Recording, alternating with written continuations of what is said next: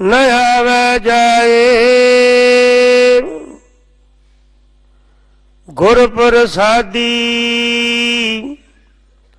साच समाए। साचा सेव साच पछाणै।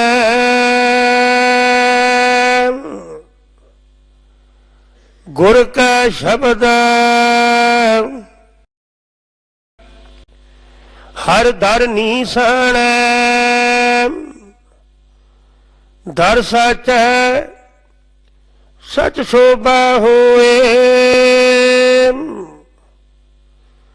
निज घर वासा पावै सोए। आप अभुल्ल सच्चा सच सोए। होर सब भूलै दूजा पत खोए। साचा सेव साचा सेव साची बाणी।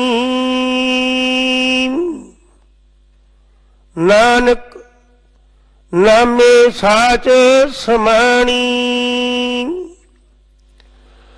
आप अभुल्ल सच्चा सच सोए। होर सब भूलै दूजा पत खोए। साचा सेवा साची बाणी। नानक नामे साच समाणी। वाहिगुरु जी का खालसा वाहिगुरु जी की फतेह। इस पावन पवित्र शब्द दी विचार परम सत्कारयोग परम सन्मानयोग पंथ दे प्रसिद्ध विद्वान ज्ञानी विक्रम सिंह जी लुधियाने वाले आप जी नूं सरवण कराउणगे। दिल्ली सिख गुरुद्वारा प्रबंधक कमेटी वालों यह जो नवा साल 2019 आ रहा है, इस दे संबंध अंदर 31 दसंबर रात नूं दिल्ली दे समूह इतिहासक गुरुद्वारिया अंदर नवे साल की आमद की खुशी अंदर शाम सोदर के पाठ तो लैके रात के 12 बजे तक दीवान सजने ने।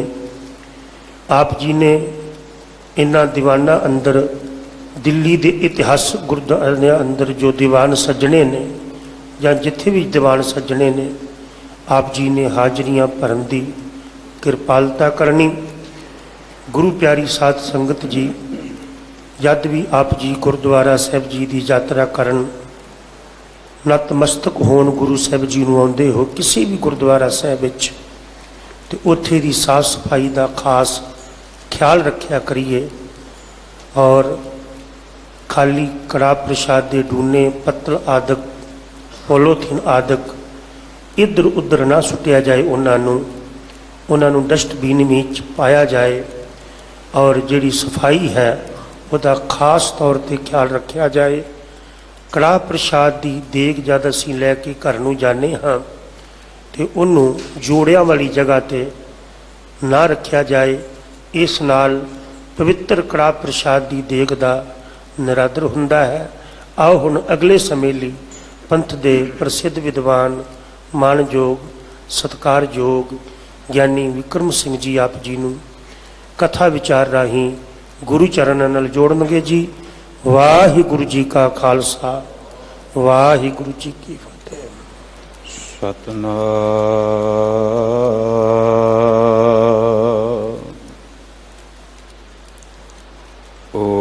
वाहिगुरु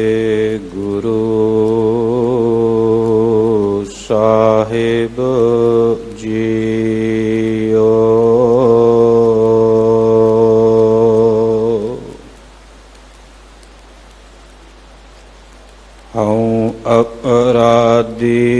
ਗੁਨਾਹਗਾਰ। ਹਉ ਬੇਮੁਖ ਮੰਦਾ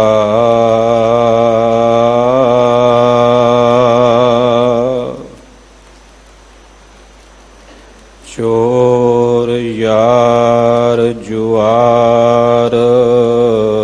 ਹਉ ਪਰ ਘਰ ਜੋ ਹੰਦਾ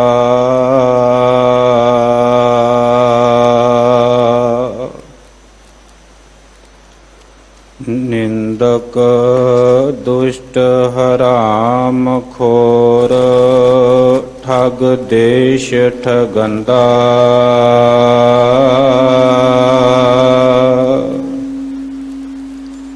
ਕਾਮ ਕ੍ਰੋਧ ਮਦ ਲੋਭ ਮੋਹ ਅਹੰਕਾਰ ਕਰੰਦਾ।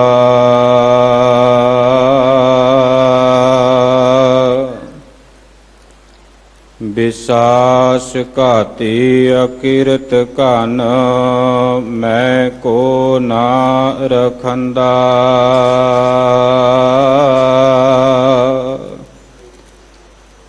ਸਿਮਰ ਮੁਰੀਦਾ ਢਾਡੀਆ ਸਤ ਗੁਰ ਬਖਸ਼ੰਦਾ।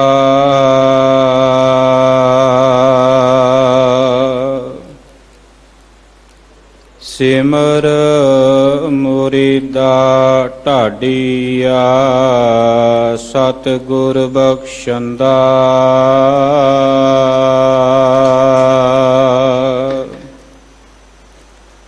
ਨਾਹਉ ਜਤੀ ਸਤੀ ਨਹੀਂ ਪੜਿਆ। ਮੂਰਖ ਮੁਗਦਾ ਜਨਮ ਭਇਆ।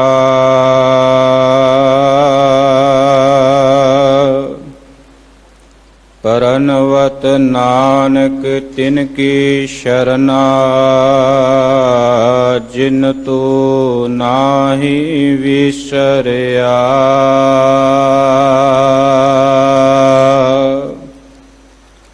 ਪਰਨਵਤ ਨਾਨਕ ਤਿਨ ਕੀ ਸ਼ਰਨਾ।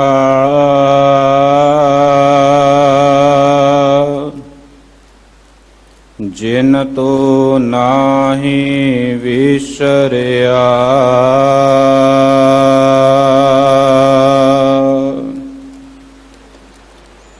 ਪਰਮ ਸਨਮਾਨਯੋਗ ਨਿਮਾਣਿਆਂ ਦੇ ਮਾਨ, ਨਿਤਾਣਿਆਂ ਦੇ ਤਾਨ, ਨਿਓਟਿਆਂ ਦੀ ਓਟ। ਗਰੀਬੇ ਪਰਵਰ ਕਰੀਮੁਲ ਕਮਾਲ ਹੁਸਨੁਲ ਜਮਾਲ। ਦਸਾਂ ਪਾਤਸ਼ਾਹੀਆਂ ਦੀ ਜੋਤ ਸ਼ਬਦ ਗੁਰੂ। ਜੁਗੋ ਜੁਗ ਅਟਲ ਧੰਨ ਧੰਨ ਸਾਹਿਬ ਸ੍ਰੀ ਗੁਰੂ ਗ੍ਰੰਥ ਸਾਹਿਬ ਮਹਾਰਾਜ ਜੀ ਦੀ ਪਾਵਨ ਪਵਿੱਤਰ ਮੁਕੱਦਸ ਹਜ਼ੂਰੀ ਦੇ ਅੰਦਰ ਬਾਲਾ ਪ੍ਰੀਤਮ ਧੰਨ ਧੰਨ ਸਾਹਿਬ ਸ੍ਰੀ ਗੁਰੂ ਹਰਿਕ੍ਰਿਸ਼ਨ ਪਾਤਸ਼ਾਹ ਜੀ ਦੇ ਪਾਵਨ ਦਰਬਾਰ ਗੁਰਦੁਆਰਾ ਬੰਗਲਾ ਸਾਹਿਬ ਵਿਖੇ ਸਤਿਗੁਰੂ ਦੀਨ ਦਿਆਲ ਕਿਰਪਾਲੂ ਸੁਆਮੀ ਜੀ ਦੇ ਪਾਵਨ ਚਰਨਾਂ ਦੇ ਅੰਦਰ ਸੁਭਾਏ ਮਾਨ ਹੋਏ ਬੈਠੇ ਗੁਰੂ ਪਿਆਰੇ ਗੁਰੂ ਸਵਾਰੇ ਸਤ ਸੰਗੀ ਜਨੋ। ਅਤ ਵਡਭਾਗੀ ਹੋ ਸਾਹਿਬ ਕਿਰਪਾਲੂ ਜੀ ਦੇ ਚਰਨ ਕਮਲਾਂ ਵਿੱਚ ਜੁੜ ਬੈਠ ਕਰਕੇ ਆਪ ਜੀਆਂ ਨੇ ਆਸਾ ਕੀ ਵਾਰ ਦੇ ਕੀਰਤਨ ਦਾ ਆਨੰਦ ਤੇ ਰਸ ਮਾਣਿਆ। ਉਪਰੰਤ ਗੁਰੂ ਗ੍ਰੰਥ ਸਾਹਿਬ ਮਹਾਰਾਜ ਜੀ ਦੇ ਅੰਮ੍ਰਿਤ ਸ਼ਬਦ ਗਿਆਨ ਦੇ ਰੱਬੀ ਖਜ਼ਾਨੇ ਵਿੱਚੋਂ ਜੋ ਲੜੀਵਾਰ ਵਿਚਾਰ ਅਧੀਨ ਅੱਜ ਦਾ ਅੰਮ੍ਰਿਤ ਪਾਵਨ ਸ਼ਬਦ ਹੈ, ਉਸ ਰੱਬੀ ਪਾਵਨ ਸ਼ਬਦ ਦੇ ਅੰਮ੍ਰਿਤ ਬਚਨਾਂ ਦਾ ਮੂਲ ਉਚਾਰਨ ਪਾਠ ਸਤਿਕਾਰਯੋਗ ਸਿੰਘ ਸਾਹਿਬ ਜੀ ਪਾਸੋਂ ਆਪ ਜੀਆਂ ਨੇ ਸਰਵਣ ਕੀਤਾ ਹੈ। ਅੱਜ ਦੇ ਪਾਵਨ ਸ਼ਬਦ ਦੇ ਰੱਬੀ ਅੰਮ੍ਰਿਤ ਬਚਨ ਧੰਨ ਗੁਰੂ ਅਮਰਦਾਸ ਸਾਹਿਬ ਮਹਾਰਾਜ ਦੀ ਮੁਬਾਰਕ ਰਸਨਾ ਤੋਂ ਉਚਾਰਨ ਕੀਤੇ ਹੋਏ ਬਸੰਤ ਰਾਗ ਦੇ ਅੰਦਰ ਗੁਰੂ ਗ੍ਰੰਥ ਸਾਹਿਬ ਜੀ ਦੇ ਪਾਵਨ ਪਵਿੱਤਰ ਅੰਗ 1174 ਤੇ ਸੁਭਾਏਮਾਨ ਨੇ। ਆਓ ਸ਼ਬਦ ਦੀ ਵਿਚਾਰ ਆਰੰਭਣ ਤੋਂ ਪਹਿਲਾਂ ਮਨੋ ਬਿਰਤੀਆਂ ਦੀ ਇਕਾਗਰਤਾ ਲਈ ਝੁਕਾਓ ਸੀਸ ਸਤਿਗੁਰੂ ਕਿਰਪਾਲੂ ਜੀ ਦੇ ਚਰਨਾਂ ਵਿੱਚ। ਕੋਈ ਰਸਨਾ ਵਾਂਝੀ ਨਾ ਰਹਿ, ਪਿਆਰ ਅਦਬ ਦੇ ਨਾਲ ਅਸੀਸ ਦਾਸਰੇ ਦੀ ਝੋਲੀ ਵਿੱਚ ਪਾਓ। ਸਤਿਗੁਰੂ ਤਰਸ ਕਰਕੇ ਆਪਣੇ ਬਚਨਾਂ ਦੀ ਵਿਚਾਰ ਆਪ ਵਿੱਚ ਵਰਤ ਕੇ ਸਾਂਝੀ ਕਰਵਾ ਲੈਣ। ਕਰੋ ਕਿਰਪਾ ਜੀ। ਵਾਹਿਗੁਰੂ ਜੀ ਕਾ ਖਾਲਸਾ, ਵਾਹਿਗੁਰੂ ਜੀ ਕੀ ਫਤਿਹ। ਧੰਨ ਗੁਰੂ ਅਮਰਦਾਸ ਸਾਹਿਬ ਮਹਾਰਾਜ ਅੱਜ ਦੇ ਪਾਵਨ ਅੰਮ੍ਰਿਤ ਸ਼ਬਦ ਦੇ ਰਹਾਉ ਵਾਲੇ ਬਚਨ ਵਿੱਚ ਕਿਰਪਾ ਕਰਦੇ ਨੇ। ਜੀਵਤ ਮਰੈ ਮਰ, ਮਰਨ ਸਵਾਰੈ। ਗੁਰ ਕੈ ਸ਼ਬਦ ਸਾਚ ਉਰ ਧਾਰੈ ਰਹਾਉ। ਰਹਾਉ ਸ਼ਬਦ ਦਾ ਧੁਰਾ ਹੈ, ਕੇਂਦਰ ਹੈ, ਜੋ ਸ਼ਬਦ ਵਿੱਚ ਸਤਿਗੁਰੂ ਜੀ ਸੁਨੇਹਾ ਦੇਣਾ ਚਾਹੁੰਦੇ ਨੇ, ਜੋ ਅੰਮ੍ਰਿਤ ਬਚਨ ਹਜੂਰ ਸਮਝਾਣਾ ਚਾਹੁੰਦੇ ਨੇ। ਰਹਾਉ ਦੇ ਪਾਵਨ ਬਚਨ ਵਿੱਚ ਸਾਹਿਬ ਕਿਰਪਾ ਕਰਦੇ ਨੇ। ਜਿਹੜੇ ਮਨੁੱਖ ਗੁਰੂ ਦਾ ਸ਼ਬਦ ਪਰਮੇਸ਼ਰ ਦੀ ਯਾਦ ਆਪਣੇ ਹਿਰਦੇ ਵਿੱਚ ਟਿਕਾ ਲੈਂਦੇ ਨੇ, ਗੁਰ ਕੈ ਸ਼ਬਦ ਸਾਚ ਉਰ ਧਾਰੈ। ਗੁਰੂ ਦੇ ਸ਼ਬਦ ਦੇ ਰਾਹੀਂ ਜਿਹੜੇ ਮਨੁੱਖ ਸੱਚੇ ਪ੍ਰਭੂ ਨੂੰ ਹਿਰਦੇ ਵਿੱਚ ਟਿਕਾ ਲੈਂਦੇ ਨੇ, ਜੀਵਤ ਮਰੈ ਮਰ, ਮਰਨ ਸਵਾਰੈ। ਉਹ ਜਿਉਂਦੇ ਦੁਨੀਆ ਦੇ ਦੇਹ ਇਤਿਹਾਸ ਵੱਲੋਂ, ਵਿਕਾਰਾਂ ਵੱਲੋਂ, ਵਾਸ਼ਨਾ ਵੱਲੋਂ ਮਰ ਜਾਂਦੇ ਨੇ। ਉਹ ਆਪਣੇ ਜੀਵਨ ਨੂੰ ਸਵਾਰ ਲੈਂਦੇ ਨੇ, ਕਿਉਂਕਿ ਮਨੁੱਖ ਪਰਮੇਸ਼ਰ ਤੋਂ ਜੀਵਨ ਦਾ ਇਹ ਅਮੋਲਕ ਸਮਾਂ ਲੈ ਕੇ, ਸਵਾਸਾਂ ਦੀ ਦੌਲਤ ਲੈ ਕੇ ਦੁਨੀਆ ਵਿੱਚ ਆਇਆ ਕਿ ਮੈਂ ਜ਼ਿੰਦਗੀ ਨੂੰ ਇਸ ਤਰ੍ਹਾਂ ਜੀਵਾਂਗਾ ਕਿ ਹਰ ਸਵਾਸ ਵਿੱਚ ਰੱਬ ਜੀ ਤੇਰੀ ਯਾਦ ਵਸੀ ਹੋਵੇਗੀ। ਪਰਮਾਤਮਾ ਤੇਰੇ ਅੰਮ੍ਰਿਤ ਬੋਲ ਮੇਰੇ ਜੀਵਨ ਦਾ ਸ਼ਿੰਗਾਰ ਬਣ ਜਾਣਗੇ। ਪਰ ਦੁਨੀਆ ਦੇ ਵਿੱਚ ਜਦੋਂ ਜੀਵ ਆਉਂਦਾ ਹੈ, ਮੇਰੇ ਸਤਿਗੁਰੂ ਪਾਤਸ਼ਾਹ ਕਹਿੰਦੇ ਨੇ, ਇਹ ਕਰਦਾ ਕੀ ਇਹ ਗਰਭੈ ਵਿੱਚੋਂ ਨਿਕਲ ਆਇਆ, ਦੀਨ ਵਿਸਾਰ ਦੁਨੀ ਚਿਤ ਲਾਇਆ। ਜਦੋਂ ਮਾਂ ਦੇ ਗਰਭ ਵਿੱਚੋਂ ਜਨਮ ਲੈ ਕੇ ਸੰਸਾਰ ਵਿੱਚ ਆਉਂਦਾ ਏ, ਇਹਨੂੰ ਦੁਨੀਆ ਪਿਆਰੀ ਲੱਗਣ ਲੱਗ ਜਾਂਦੀ ਏ। ਐਸੀ ਮਾਇਆ ਦੀ ਹਵਾ ਲੱਗਦੀ ਏ, ਐਸੀ ਪਵਨ ਸੰਸਾਰ ਦੀ ਵਾਸ਼ਨਾ ਦੀ ਇਹਨੂੰ ਪੋਹ ਜਾਂਦੀ ਏ। ਪਰਮਾਤਮਾ ਇਹਦੇ ਚਿੰਤਨ ਵਿੱਚੋਂ, ਇਹਦੀ ਸਿਮਰਤੀ ਵਿੱਚੋਂ ਭੁੱਲ ਜਾਂਦਾ ਹੈ। ਇਹ ਦੁਨੀਆ ਵੱਲ ਤੁਰਦਾ ਹੈ, ਵਾਸ਼ਨਾਵਾਂ ਅੰਦਰ ਜਨਮ ਲੈਂਦੀਆਂ ਨੇ। ਪਰਮਾਤਮਾ ਦੇ ਨਾਲ ਜੁੜਨਾ ਹੈ ਤੇ ਸਤਿਗੁਰੂ ਕਹਿੰਦੇ ਨੇ ਤੈਨੂੰ ਦੁਨੀਆ ਵੱਲੋਂ, ਵਾਸ਼ਨਾਵਾਂ ਵੱਲੋਂ, ਵਿਕਾਰਾਂ ਵੱਲੋਂ ਮਰਨਾ ਪਏਗਾ। ਜੇ ਤੂੰ ਮਰੇਗਾ ਨਹੀਂ ਨਾ ਵਾਸ਼ਨਾ ਵਾਲੇ ਪਾਸਿਓਂ, ਇੰਜ ਕਹਿ ਲਈਏ ਮਨ ਨੂੰ ਵਿਕਾਰਾਂ ਵੱਲੋਂ ਮਾਰਨਾ ਹੈ ਤੇ ਰੱਬ ਨਾਲ ਤੇਰਾ ਮੇਲ ਬੰਨਣਾ ਹੈ। ਰੱਬ ਨਾਲ ਮਿਲਣਾ ਹੈ ਤੇ ਵਿਕਾਰਾਂ ਵੱਲੋਂ ਮਰੇਗਾ। ਜੀਵਤ ਮਰੈ, ਜੀਵਤ ਮਰੈ ਦਾ ਅਰਥ ਹੈ ਜਿਉਂਦੇ ਜੀ। ਸਰੀਰ ਦੀ ਮੌਤ ਦੀ ਇੱਥੇ ਗੱਲ ਨਹੀਂ ਹੈ, ਕਿਉਂਕਿ ਸਰੀਰ ਦੀ ਮੌਤ ਦੀ ਗੱਲ ਹੁੰਦੀ ਨਾ ਤੇ ਸਤਿਗੁਰੂ ਫਿਰ ਸਰੀਰ ਦੀ ਮੌਤ ਦੇ ਨਾਲ ਜੀਵਤ ਸ਼ਬਦ ਨਹੀਂ ਲਾਉਂਦੇ। ਉੱਥੇ ਸਰੀਰ ਦੀ ਮੌਤ ਦੀ ਗੱਲ ਹੋਵੇਗੀ ਤੇ ਸਰੀਰ ਦਾ ਮਰਨਾ ਤੇ ਸਤਿਗੁਰੂ ਨੇ ਬਾਣੀ ਵਿੱਚ ਕਿਹਾ ਵੀ ਨਿਸ਼ਚਿਤ ਹੈ, ਕਿਉਂਕਿ ਜਿਸ ਚੀਜ਼ ਨੂੰ ਰੱਬ ਨੇ ਸੰਸਾਰ ਵਿੱਚ ਭੇਜਿਆ ਹੈ ਨਾ, ਸਰੀਰ ਨੂੰ ਭੇਜਿਆ, ਅਸੀਂ ਸਰੀਰ ਲੈ ਕੇ ਆਏ ਹਾਂ। ਸਰੀਰ ਤੇ ਗੁਰੂ ਗ੍ਰੰਥ ਸਾਹਿਬ ਮਹਾਰਾਜ ਦੀ ਬਾਣੀ ਕਹਿੰਦੀ ਇੱਕ ਦਿਨ ਖਤਮ ਹੋਏਗਾ, ਜੋ ਤਨ ਉਪਜਿਆ ਸੰਗ ਹੀ ਸੋ ਭੀ ਸੰਗ ਨਾ ਹੋਇਆ। ਇਹ ਸਰੀਰ ਤੇ ਨਾਲ ਨਿਭਣ ਵਾਲਾ ਨਹੀਂ, ਪਰ ਸਰੀਰ ਦੇ ਘਰ ਵਿੱਚ ਰਹਿੰਦਿਆਂ ਸਤਿਗੁਰੂ ਪਾਤਸ਼ਾਹ ਕਹਿੰਦੇ ਤੈਨੂੰ ਦੁਨੀਆ ਵੱਲੋਂ ਇੱਕ ਵਾਰੀ ਮਰਨਾ ਪੈਣਾ ਹੈ। ਉਹ ਮੌਤ ਕਿਹੜੀ ਹੈ? ਸਤਿਗੁਰੂ ਨੇ ਤਰਸ ਕਰਕੇ ਬਾਣੀ ਵਿੱਚ ਕਿਰਪਾ ਕੀਤੀ, ਕਹਿਣ ਲੱਗੇ ਦੁਨੀਆ ਦੇ ਲੋਕ ਮੌਤ ਦੇ ਨਾਂ ਤੋਂ ਡਰਦੇ ਨੇ ਤੇ ਮੌਤ ਨੂੰ ਹਰ ਬੰਦਾ ਹੀ ਮਾੜਾ ਕਹੀ ਜਾਂਦਾ ਹੈ। ਸਤਿਗੁਰੂ ਗੁਰੂ ਨਾਨਕ ਮਹਾਰਾਜ ਕਹਿੰਦੇ ਨੇ ਮਰਨ ਨਾ ਮੰਦਾ ਲੋਕਾ ਆਖੀਐ, ਜੇ ਮਰ ਜਾਣੈ ਐਸਾ ਕੋਏ।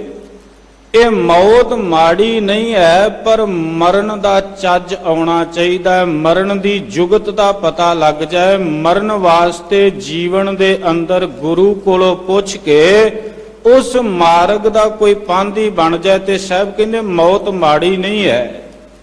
ਦੁਨੀਆ ਕਹਿੰਦੀ ਹੈ ਮੌਤ ਬਹੁਤ ਮਾੜੀ ਹੈ, ਸਰੀਰ ਦੀ ਮੌਤ ਨਹੀਂ। ਮੈਂ ਫਿਰ ਬੇਨਤੀ ਕਰਦੇ ਆ, ਇੱਥੇ ਵਿਕਾਰਾਂ ਵੱਲੋਂ ਮਨ ਨੂੰ ਮਾਰਨ ਦੀ ਗੱਲ ਕਰਦੇ ਨੇ ਸਤਿਗੁਰੂ। ਮਰਨ ਨਾ ਮੰਦਾ ਲੋਕਾ ਆਖੀਐ, ਜੇ ਮਰ ਜਾਣੈ ਐਸਾ ਕੋਏ। ਸੇਵਿਓ ਸਾਹਿਬ ਸਮਰੱਥ ਆਪਣਾ ਪੰਥ ਸੁਹੇਲਾ ਆਗੇ ਹੋਏ। ਹੁਣ ਜਦੋਂ ਮਰਨਾ ਹੈ ਮਨ ਕਰਕੇ ਵਿਕਾਰਾਂ ਵੱਲੋਂ, ਫਿਰ ਹੋਵੇਗਾ ਕਿ ਤੂੰ ਰੱਬ ਦੀ ਬੰਦਗੀ ਨੂੰ ਕਮਾ, ਪਰਮਾਤਮਾ ਦੇ ਨਾਮ ਨਾਲ ਜੁੜ, ਤੇਰਾ ਅੱਗੇ ਵਾਲਾ ਰਸਤਾ ਸੁਖੈਲਾ ਬਣ ਜਾਏਗਾ, ਉਹ ਰਸਤਾ ਸੋਹਣਾ ਬਣ ਜਾਏਗਾ। ਫਿਰ ਸਤਿਗੁਰੂ ਕਹਿੰਦੇ ਪੰਥ ਸੁਹੇਲੇ ਜਾਵੋ ਤਾਂ ਫਲ ਪਾਵੋ, ਆਗੇ ਮਿਲੈ ਵਡਾਈ। ਭੇਟੈ ਸਿਉ ਜਾਵੋ ਸੱਚ ਸਮਾਵੋ, ਤਾਂ ਪਤ ਲੇਖੈ ਭਾਈ। ਮੈਲੀ ਜਾਏ ਪਾਵੋ ਖਸਮੈ ਭਾਵੋ, ਰੰਗ ਸਿਉ ਰਲੀਆਂ ਮਾਣੈ। ਮਰਨ ਨਾ ਮੰਦਾ ਲੋਕਾ ਆਖੀਐ, ਜੇ ਕੋਈ ਮਰ ਜਾਣੈ। ਹੁਣ ਦੁਨੀਆ ਦੇ ਲੋਕ ਸਾਰੇ ਕਹਿੰਦੇ ਨੇ ਮੌਤ ਮਾੜੀ ਹੈ। ਮੌਤ ਤੋਂ ਹਰ ਬਸ਼ਰ, ਹਰ ਇਨਸਾਨ, ਹਰ ਦੁਨੀਆ ਦਾ ਬੰਦਾ ਡਰਦਾ ਹੈ। ਮੌਤ ਤੋਂ ਹਰ ਬੰਦੇ ਨੂੰ ਭੈ ਲੱਗਦਾ ਹੈ, ਘਬਰਾਉਂਦਾ ਹੈ। ਪਰ ਬਾਬੇ ਕਬੀਰ ਵਰਗੇ ਗੁਰਮੁਖਾਂ ਨੂੰ ਜਦੋਂ ਦੇਖਨੇ ਆ, ਉਹ ਇਹ ਗੱਲ ਕਹਿੰਦੇ ਨੇ, ਕਹਿਣ ਲੱਗੇ ਜਿਸ ਮਰਨੇ ਤੇ ਜਗ ਡਰੈ, ਮੇਰਾ ਮਨ ਆਨੰਦ। ਜਿਸ ਮੌਤ ਤੋਂ ਲੋਕ ਡਰਦੇ ਨੇ, ਮੇਰੇ ਮਨ ਦੇ ਅੰਦਰ ਵਿਗਾਸ ਪੈਦਾ ਹੁੰਦਾ ਹੈ, ਮੇਰੇ ਮਨ ਦੇ ਅੰਦਰ ਖਿੜਾ ਪੈਦਾ ਹੁੰਦਾ ਹੈ। ਮੈਂ ਉਸ ਮੌਤ ਵਾਸਤੇ ਹਰ ਵੇਲੇ ਤਿਆਰ ਹਾਂ। ਕਿਹੜੀ ਮੌਤ ਹੈ ਬਾਬਾ ਕਬੀਰ? ਜਿਹੜੀ ਮੌਤ ਦੁਨੀਆ ਦੇ ਅੰਦਰ ਹਰ ਬਸ਼ਰ ਨੂੰ ਡਰਾਉਂਦੀ ਏ। ਤੁਸੀਂ ਕਹਿੰਦੇ ਮੇਰੇ ਅੰਦਰ ਆਨੰਦ ਪੈਦਾ ਹੁੰਦਾ ਹੈ। ਕਹਿਣ ਲੱਗੇ ਇਹ ਮੌਤ ਹੈ ਮਨ ਨੂੰ ਵਿਕਾਰਾਂ ਵੱਲੋਂ ਮਾਰਨਾ, ਮਨ ਨੂੰ ਪਦਾਰਥਾਂ ਦੇ ਰਸਾਂ ਵੱਲੋਂ ਮਾਰਨਾ, ਅੱਖਾਂ ਨੂੰ ਪਰਾਏ ਰੂਪ ਵੱਲੋਂ ਮਾਰਨਾ, ਕੰਨਾਂ ਨੂੰ ਦੁਨੀਆ ਦੀ ਨਿੰਦਿਆ ਵੱਲੋਂ ਮਾਰ ਲੈਣਾ। ਕਿਸੇ ਦੀ ਨਿੰਦਿਆ ਕੰਨਾਂ ਨੇ ਸੁਣਨੀ ਨਹੀਂ ਹੈ। ਜ਼ੁਬਾਨ ਨੂੰ ਰਸਾਂ ਵੱਲੋਂ, ਨਿੰਦਿਆ ਚੁਗਲੀ ਵੱਲੋਂ ਮਾਰਨਾ। ਇਹ ਮੌਤ ਜਿਹੜੀ ਹੈ ਨਾ, ਬਾਬਾ ਕਬੀਰ ਸਾਹਿਬ ਕਹਿੰਦੇ ਮੇਰੇ ਮਨ ਵਿੱਚ ਆਨੰਦ ਪੈਦਾ ਕਰਦੀ ਹੈ। ਇਹ ਮੌਤ ਜਿਹੜੀ ਹੈ ਬੰਦੇ ਦੇ ਜੀਵਨ ਨੂੰ ਸਵਾਰਦੀ ਹੈ। ਜਦੋਂ ਕੋਈ ਇਸ ਮੌਤੇ ਮਰਦਾ ਹੈ ਨਾ, ਬਾਬਾ ਕਬੀਰ ਸਾਹਿਬ ਕਹਿੰਦੇ ਨੇ ਫਿਰ ਮਰਨ ਤੋਂ ਬਾਅਦ ਪਰਮਾਤਮਾ ਦਾ ਮੇਲ ਹੁੰਦਾ ਹੈ। ਹਜ਼ੂਰ ਨੇ ਬਚਨ ਕਿਹਾ, ਕਹਿਣ ਲੱਗੇ ਜਿਸ ਮਰਨੇ ਤੇ ਜਗ ਡਰੈ, ਮੇਰਾ ਮਨ ਆਨੰਦ। ਮਰਨੇ ਹੀ ਤੇ ਪਾਈਐ ਪੂਰਨ ਪਰਮਾਨੰਦ। ਮੌਤ ਤੋਂ ਬਾਅਦ ਹੀ ਪਰਮਾਤਮਾ ਦੀ ਪ੍ਰਾਪਤੀ ਹੈ। ਮਰਨ ਦੀ ਗੱਲ ਸਰੀਰ ਦੀ ਨਹੀਂ, ਇਹ ਮਨ ਦੀ ਗੱਲ ਹੈ। ਮਨ ਨੂੰ ਵਿਕਾਰਾਂ ਵੱਲੋਂ ਮਾਰਨਾ ਹੈ।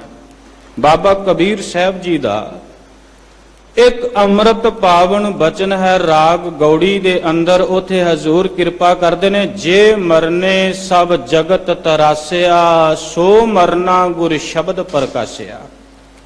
ਜਿਹੜੀ ਮੌਤ ਤੋਂ ਸਾਰੀ ਦੁਨੀਆ ਡਰਦੀ ਏ ਨਾ, ਇਸ ਮੌਤ ਦੀ ਮੈਨੂੰ ਗੁਰੂ ਦੇ ਸ਼ਬਦ ਵਿੱਚੋਂ ਸਮਝ ਆਈ ਹੈ। ਮੌਤ ਹੈ ਕੀ ਹੈ? ਅਸਲ ਵਿੱਚ ਗੁਰੂ ਗ੍ਰੰਥ ਸਾਹਿਬ ਦੀ ਬਾਣੀ ਨੂੰ ਸਮਝਣਾ ਸੀ ਅਸੀਂ। ਧੰਨ ਗੁਰੂ ਗ੍ਰੰਥ ਸਾਹਿਬ ਜੀ ਦੇ ਇੱਕ ਇੱਕ ਸ਼ਬਦ ਨੂੰ ਚੰਗੀ ਤਰ੍ਹਾਂ ਘੋਖ ਕੇ ਵਿਚਾਰ ਕੇ ਕਮਾਣਾ ਸੀ ਜ਼ਿੰਦਗੀ ਦੇ ਅੰਦਰ। ਪਰ ਸ਼ਬਦ ਵਿੱਚੋਂ ਅਸੀਂ ਗਿਆਨ ਪ੍ਰਾਪਤ ਨਹੀਂ ਕੀਤਾ। ਬਾਬਾ ਕਬੀਰ ਸਾਹਿਬ ਕਹਿੰਦੇ ਨੇ ਮੈਨੂੰ ਸ਼ਬਦ ਵਿੱਚੋਂ ਸਮਝ ਆਈ ਜਿਹੜੀ ਮੌਤ ਤੋਂ ਲੋਕ ਡਰਦੇ ਨੇ, ਉਸ ਮੌਤ ਦਾ ਗਿਆਨ ਮੈਨੂੰ ਗੁਰੂ ਦੇ ਸ਼ਬਦ ਵਿੱਚੋਂ ਮਿਲਿਆ। ਜੇ ਮਰਨਾ ਹੈ ਸਭ ਜਗਤ ਤਰਾਸਿਆ, ਸੋ ਮਰਨਾ ਗੁਰ ਸ਼ਬਦ ਪ੍ਰਕਾਸਿਆ। ਅਬ ਕੈਸੇ ਮਰੋ ਮਰਨ ਮਨ ਮਾਨਿਆ, ਮਰ ਮਰ ਜਾਤੇ ਜਿਨ ਰਾਮ ਨਾ ਜਾਣਿਆ। ਕਹਿਣ ਲੱਗੇ ਹੁਣ ਕਿਹੜੀ ਮੌਤ ਮਰਾਂ, ਸਰੀਰਕ ਮੌਤ ਦਾ ਭੈ ਰਹਿ ਹੀ ਨਹੀਂ ਗਿਆ। ਹੁਣ ਤੇ ਇਹ ਸਮਝ ਆ ਗਈ ਏ, ਮਰਦੇ ਉਹ ਲੋਕ ਨੇ ਦੁਨੀਆ ਦੇ ਅੰਦਰ ਜਿਹੜੇ ਰੱਬ ਨੂੰ ਚੰਗੀ ਤਰ੍ਹਾਂ ਜਾਣਦੇ ਨਹੀਂ ਹਨ, ਜਿਹੜੇ ਸਾਰੀ ਜ਼ਿੰਦਗੀ ਕੱਢ ਲੈਂਦੇ ਨੇ, ਰੱਬ ਨਾਲ ਸਾਂਝ ਹੀ ਨਹੀਂ ਬਣਦੀ, ਪਰਮਾਤਮਾ ਚੇਤੇ ਵਿੱਚ ਹੀ ਨਹੀਂ ਵਸਦਾ, ਬਸ ਦੁਨੀਆ ਦੇ ਰਸ ਸਵਾਦਲੇ ਲੱਗਦੇ ਨੇ, ਰੱਬ ਦੇ ਨਾਂ ਦਾ ਰਸ ਹੀ ਨਹੀਂ ਜ਼ਿੰਦਗੀ ਵਿੱਚ ਪ੍ਰਗਟ ਹੋਇਆ। ਐਸੇ ਲੋਕ ਧਰਮ ਦੀ ਦੁਨੀਆ ਵੱਲੋਂ ਮਰੇ ਹੋਏ ਲੋਕ ਨੇ। ਵਿਦਵਾਨ ਪੁਰਖਾਂ ਨੇ 6 ਤਰ੍ਹਾਂ ਦੀ ਮੌਤ ਦੱਸੀ ਹੈ ਗਿਆਨ ਸ਼ਾਸਤਰਾਂ ਦੇ ਅੰਦਰ। 6 ਤਰ੍ਹਾਂ ਦੀ ਮੌਤ ਹੈ। ਸਰੀਰ ਦੀ ਮੌਤ ਹੈ, ਦੂਸਰੀ ਆਤਮਕ ਮੌਤ ਹੈ, ਤੀਸਰੀ ਆਰਥਿਕ ਮੌਤ ਹੈ, ਚੌਥੀ ਸਮਾਜਿਕ ਮੌਤ ਹੈ ਤੇ ਪੰਜਵੀਂ ਰਾਜਨੀਤਿਕ ਮੌਤ ਹੈ। ਇਹ ਮੌਤ ਵੱਖ-ਵੱਖ ਤਰ੍ਹਾਂ ਦੀ ਹੈ। ਬੰਦੇ ਦਾ ਜਿਵੇਂ ਦਾ ਜੀਵਨ ਹੁੰਦਾ ਹੈ ਨਾ, ਜਿਸ ਮਿਆਰ ਤੇ ਖਲੋਤਾ ਹੈ। ਧਨ ਦੀ ਦੁਨੀਆ ਵਿੱਚ ਧਨੀ ਬੰਦੇ ਦਾ ਧਨ ਚਲਾ ਜਾਏ ਤੇ ਲੋਕ ਕਹਿੰਦੇ ਨੇ ਹੁਣ ਧਨੀਆਂ ਦੀ ਦੁਨੀਆ ਵਿੱਚੋਂ ਮਰ ਗਿਆ। ਰਾਜਨੀਤਿਕ ਜੀਵਨ ਬੰਦੇ ਦਾ ਹੋਵੇ ਚੰਗੇ ਪੱਧਰ ਤੇ ਹੋਵੇ, ਰਾਜਨੀਤਿਕ ਮਿਆਰ ਤੋਂ ਕਿਸੇ ਤਰ੍ਹਾਂ ਡਿੱਗ ਜਾਏ, ਲੋਕ ਕਹਿੰਦੇ ਨੇ ਰਾਜਨੀਤੀ ਦੀ ਦੁਨੀਆ ਵਿੱਚ ਮਰ ਗਿਆ, ਇਹ ਹੁਣ ਨਹੀਂ ਉੱਠ ਸਕਦਾ। ਆਰਥਿਕ ਤੌਰ ਤੇ ਵੀ ਬੰਦੇ ਦੀ ਮੌਤ ਹੈ, ਰਾਜਨੀਤਿਕ ਤੌਰ ਤੇ ਵੀ ਮੌਤ ਹੈ। ਸਮਾਜ ਵਿੱਚ ਰਹਿੰਦਿਆਂ ਬੰਦੇ ਦੀ ਇੱਜ਼ਤ ਚਲੀ ਜਾਏ, ਐਸੀ ਕੋਈ ਘਟਨਾ ਵਾਪਰੇ, ਬੰਦੇ ਲੋਕ ਕਹਿੰਦੇ ਨੇ ਇਹ ਹੁਣ ਸਮਾਜ ਵਿੱਚ ਬਹਿਣ ਜੋਗਾ ਨਹੀਂ ਰਹਿ ਗਿਆ, ਸਮਾਜਿਕ ਤੌਰ ਤੇ ਮੁਰਦਾ ਹੋ ਗਿਆ ਹੈ। ਇਸੇ ਤਰ੍ਹਾਂ ਇੱਕ ਸਰੀਰਕ ਮੌਤ ਹੈ, ਜਿੱਦਣ ਸਰੀਰ ਮਰਦਾ ਹੈ ਫਿਰ ਉਹ ਵੀ ਆਪਾਂ ਕਹਿੰਦੇ ਆ ਮੌਤ ਹੈ, ਬੰਦਾ ਸਰੀਰ ਕਰਕੇ ਚਲਾ ਗਿਆ। ਇਸੇ ਤਰ੍ਹਾਂ ਧਾਰਮਿਕ ਦੁਨੀਆ ਦੇ ਅੰਦਰ ਜਿਹੜਾ ਬੰਦਾ ਰੱਬ ਵਾਲੇ ਪਾਸੇ ਨਹੀਂ ਲੱਗਦਾ ਨਾ, ਸਾਰੀ ਜ਼ਿੰਦਗੀ ਵਿਕਾਰਾਂ ਵਿੱਚ ਉਲਝਿਆ, ਉਹ ਧਰਮ ਦੀ ਦੁਨੀਆ ਵੱਲੋਂ ਮਰਿਆ ਹੋਇਆ ਹੈ। ਸਤਿਗੁਰੂ ਪਾਤਸ਼ਾਹ ਕਹਿੰਦੇ ਨੇ ਅਬ ਕੈਸੇ ਮਰੋ ਮਰਨ ਮਨ ਮਾਨਿਆ, ਮਰ ਮਰ ਜਾਤੇ ਜਿਨ ਰਾਮ ਨਾ ਜਾਣਿਆ, ਮਰਨੋ ਮਰਨ ਕਹਿ ਸਭ ਕੋਈ। ਸਾਰੀ ਦੁਨੀਆ ਮਰਨ ਦੀਆਂ ਗੱਲਾਂ ਕਰਦੀ ਏ, ਪਰ ਅਸਲ ਵਿੱਚ ਮੌਤ ਹੈ ਕੀ ਇਹ ਕਹਿਣ ਲੱਗੇ ਸਹਿਜੇ ਮਰੇ ਅਮਰ ਹੋਏ ਸੋਈ। ਜਿਹੜਾ ਅਡੋਲ ਅਵਸਥਾ ਵਿੱਚ ਟਿਕ ਕੇ ਵਿਕਾਰਾਂ ਵੱਲੋਂ ਮਰਦਾ ਹੈ ਨਾ, ਅਸਲ ਤੇ ਉਹ ਮਰਨਾ ਹੈ। ਉਸ ਮਰਨੇ ਨੂੰ ਬਾਬਾ ਕਬੀਰ ਸਾਹਿਬ ਨੇ ਕਿਹਾ, ਕਹਿਣ ਲੱਗੇ ਕਬੀਰ ਜਿਸ ਮਰਨੇ ਤੇ ਜਗ ਡਰੈ, ਮੇਰਾ ਮਨ ਆਨੰਦ। ਹੁਣ ਉਹ ਮੌਤ ਕਿਵੇਂ ਆਏਗੀ, ਕਿਵੇਂ ਮਰਿਆ ਜਾਏ ਵਿਕਾਰਾਂ ਵੱਲੋਂ? ਸਤਿਗੁਰੂ ਕਹਿੰਦੇ ਇਹ ਮੌਤ ਹੀ ਤੇ ਤੈਨੂੰ ਨਵੀਂ ਜ਼ਿੰਦਗੀ ਦਿੰਦੀ ਹੈ, ਇਹ ਮੌਤ ਹੀ ਤੈਨੂੰ ਗੁਰੂ ਦੇ ਦਰ ਤੇ ਪ੍ਰਵਾਨ ਕਰਵਾਏਗੀ। ਸਤਿਗੁਰੂ ਕਿਰਪਾਲੂ ਜੀ ਨੇ ਤਰਸ ਕਰਕੇ ਬਚਨ ਕਿਹਾ, ਕਹਿਣ ਲੱਗੇ ਸ਼ਬਦ ਮਰੋ ਫਿਰ ਜੀਵੋ ਸਦ ਹੀ। ਇਹ ਮੌਤ ਸ਼ਬਦ ਵਿੱਚੋਂ ਪ੍ਰਗਟ ਹੁੰਦੀ ਹੈ। ਗੁਰੂ ਦਾ ਗਿਆਨ ਤੈਨੂੰ ਵਿਕਾਰਾਂ ਵੱਲੋਂ ਮਰਨ ਦੀ ਪ੍ਰੇਰਣਾ ਦਿੰਦਾ ਹੈ। ਤੂੰ ਗੱਲ ਨੂੰ ਗੁਰੂ ਦੀ ਨੂੰ ਸਮਝੇ ਜਾਂ ਨਾ ਸਮਝੇ, ਤੇਰਾ ਗੁਰੂ ਰੋਜ਼ ਸਮਝਾਉਂਦਾ ਹੈ ਕਿ ਮਰ ਵਿਕਾਰਾਂ ਵੱਲੋਂ। ਵਿਕਾਰਾਂ ਵੱਲੋਂ ਮਰੇਗਾ ਤੇ ਰੱਬ ਦੇ ਘਰ ਵਿੱਚ ਜਨਮ ਹੋਏਗਾ, ਪਰਮਾਤਮਾ ਦੇ ਦਰ ਤੇ ਤੂੰ ਕਬੂਲ ਹੋ ਸਕੇਗਾ। ਸਰੀਰ ਦੀ ਮੌਤ ਤੇ ਆਉਣੀ ਹੈ, ਇਹ ਤੇ ਇੱਕ ਸਚਾਈ ਅਟਲ ਹੈ। ਪਰ ਸਤਿਗੁਰੂ ਕਹਿੰਦੇ ਵਿਕਾਰਾਂ ਵੱਲੋਂ ਮਰ, ਅੱਖਾਂ ਨੂੰ ਪਰਾਇਆ ਰੂਪ ਵੇਖਣ ਵੱਲੋਂ ਰੋਕਿਆ ਕਰ। ਅੱਖਾਂ ਨੂੰ ਪਰਾਏ ਰੂਪ ਵੱਲੋਂ ਮਾਰ ਲੈ, ਜ਼ੁਬਾਨ ਨੂੰ ਰਸਾਂ ਵੱਲੋਂ ਮਾਰ ਲੈ, ਕੰਨਾਂ ਨੂੰ ਨਿੰਦਿਆ ਚੁਗਲੀ ਵੱਲੋਂ ਹੋੜ ਲੈ। ਇਹ ਮੌਤ ਮਰਨ ਲਈ ਤਿਆਰ ਹੋਵੇਂਗਾ ਤੇ ਰੱਬ ਨਾਲ ਤੇਰਾ ਮਿਲਾਪ ਹੋਵੇਗਾ, ਪਰਮਾਤਮਾ ਨਾਲ ਤੇਰੀ ਸਾਂਝ ਬਣੇਗੀ। ਸਤਿਗੁਰੂ ਸੱਚੇ ਪਾਤਸ਼ਾਹ ਨੇ ਇਹ ਮੌਤ ਦੱਸੀ ਤੇ ਗੁਰੂ ਅੰਗਦ ਦੇਵ ਮਹਾਰਾਜ ਕਿਰਪਾਲੂ ਕਹਿੰਦੇ ਨੇ ਅੱਖੀਂ ਬਾਝੋਂ ਵੇਖਣਾ ਬਿਨ ਕੰਨਾ ਸੁਣਨਾ, ਪੈਰਾਂ ਬਾਝੋਂ ਚੱਲਣਾ ਬਿਨ ਹੱਥਾਂ ਕਰਨਾ, ਜੀਭੈ ਬਾਝੋਂ ਬੋਲਣਾ, ਇਉਂ ਜੀਵਤ ਮਰਨਾ। ਇਸ ਤਰ੍ਹਾਂ ਜਿਉਂਦੇ ਜੀ ਮਰਨਾ ਪਏਗਾ। ਤੈਨੂੰ ਅੱਖਾਂ ਤੋਂ ਬਿਨਾਂ ਵੇਖਣ ਦੀ ਜਾਚ ਹੋਵੇ, ਹੁਣ ਅੱਖਾਂ ਤੋਂ ਬਿਨਾਂ ਬੰਦਾ ਕਿਵੇਂ ਦੇਖੇਗਾ? ਅੱਖਾਂ ਨਾਲ ਸੰਸਾਰ ਵਿੱਚ ਨਿਰੰਕਾਰ ਨੂੰ ਵੇਖ, ਕੱਲਾ ਸਰੀਰ ਨਾ ਵੇਖਿਆ ਕਰ। ਅਸੀਂ ਤੇ ਅੱਖਾਂ ਨਾਲ ਸਰੀਰ ਵੇਖਨੇ ਆ ਨਾ। ਸਤਿਗੁਰੂ ਕਹਿੰਦੇ ਸਰੀਰ ਦੇ ਅੰਦਰ ਉਹ ਜੋਤ ਵੇਖ ਜਿਹੜੀ ਸਾਰਿਆਂ ਵਿੱਚ ਵਰਤਦੀ ਏ, ਜਿਹਦੇ ਬਾਰੇ ਬਾਬਾ ਨਾਮਦੇਵ ਸਾਹਿਬ ਨੇ ਕਿਹਾ, ਕਹਿਣ ਲੱਗੇ ਏਕਲ ਮਾਟੀ ਕੂੰਚਰ ਚੀਟੀ ਭਾਂਜਨ ਹੈ ਬਹੁ ਨਾਨਾ ਰੇ ਅਸਥਾਵਰ ਜੰਗਮ ਕੀਟ ਪਤੰਗਮ ਘਟ ਘਟ ਰਾਮ ਸਮਾਨਾ ਰੇ। ਅਸੀਂ ਤੇ ਸਰੀਰ ਦੀ ਮਿੱਟੀ ਵੇਖਿਆ, ਚਿੱਟਾ ਰੰਗ ਵੇਖਿਆ, ਕਾਲਾ ਰੰਗ ਵੇਖਿਆ, ਸਰੀਰ ਦਾ ਆਕਾਰ ਵੇਖਿਆ, ਬਣਤਰ ਸਰੀਰ ਦੀ ਵੇਖੀ, ਅੰਦਰ ਵਾਲਾ ਤੇ ਪ੍ਰਮਾਤਮਾ ਅੱਖਾਂ ਨਾਲ ਦਿਸਦਾ ਹੀ ਨਹੀਂ ਹੈ। ਅਸਲ ਵਿੱਚ ਜਦੋਂ ਦੁਨੀਆ ਦੀ ਵਾਸ਼ਨਾ ਅੰਦਰੋਂ ਮਰਦੀ ਹੈ ਨਾ, ਇਹਨਾਂ ਅੱਖਾਂ ਨਾਲ ਪ੍ਰਮਾਤਮਾ ਫਿਰ ਉਦੋਂ ਦਿਸਦਾ ਹੈ।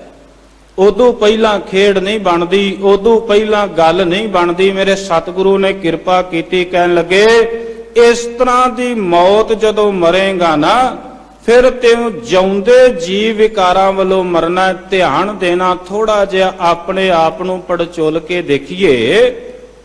ਅਸੀਂ ਤੇ ਅਜੇ ਸੰਸਾਰ ਵਾਸਤੇ ਜੀ ਰਹੇ ਹਾਂ, ਨਿਰੰਕਾਰ ਵਾਸਤੇ ਤੇ ਜੀਣਾ ਹੀ ਨਹੀਂ ਆਇਆ।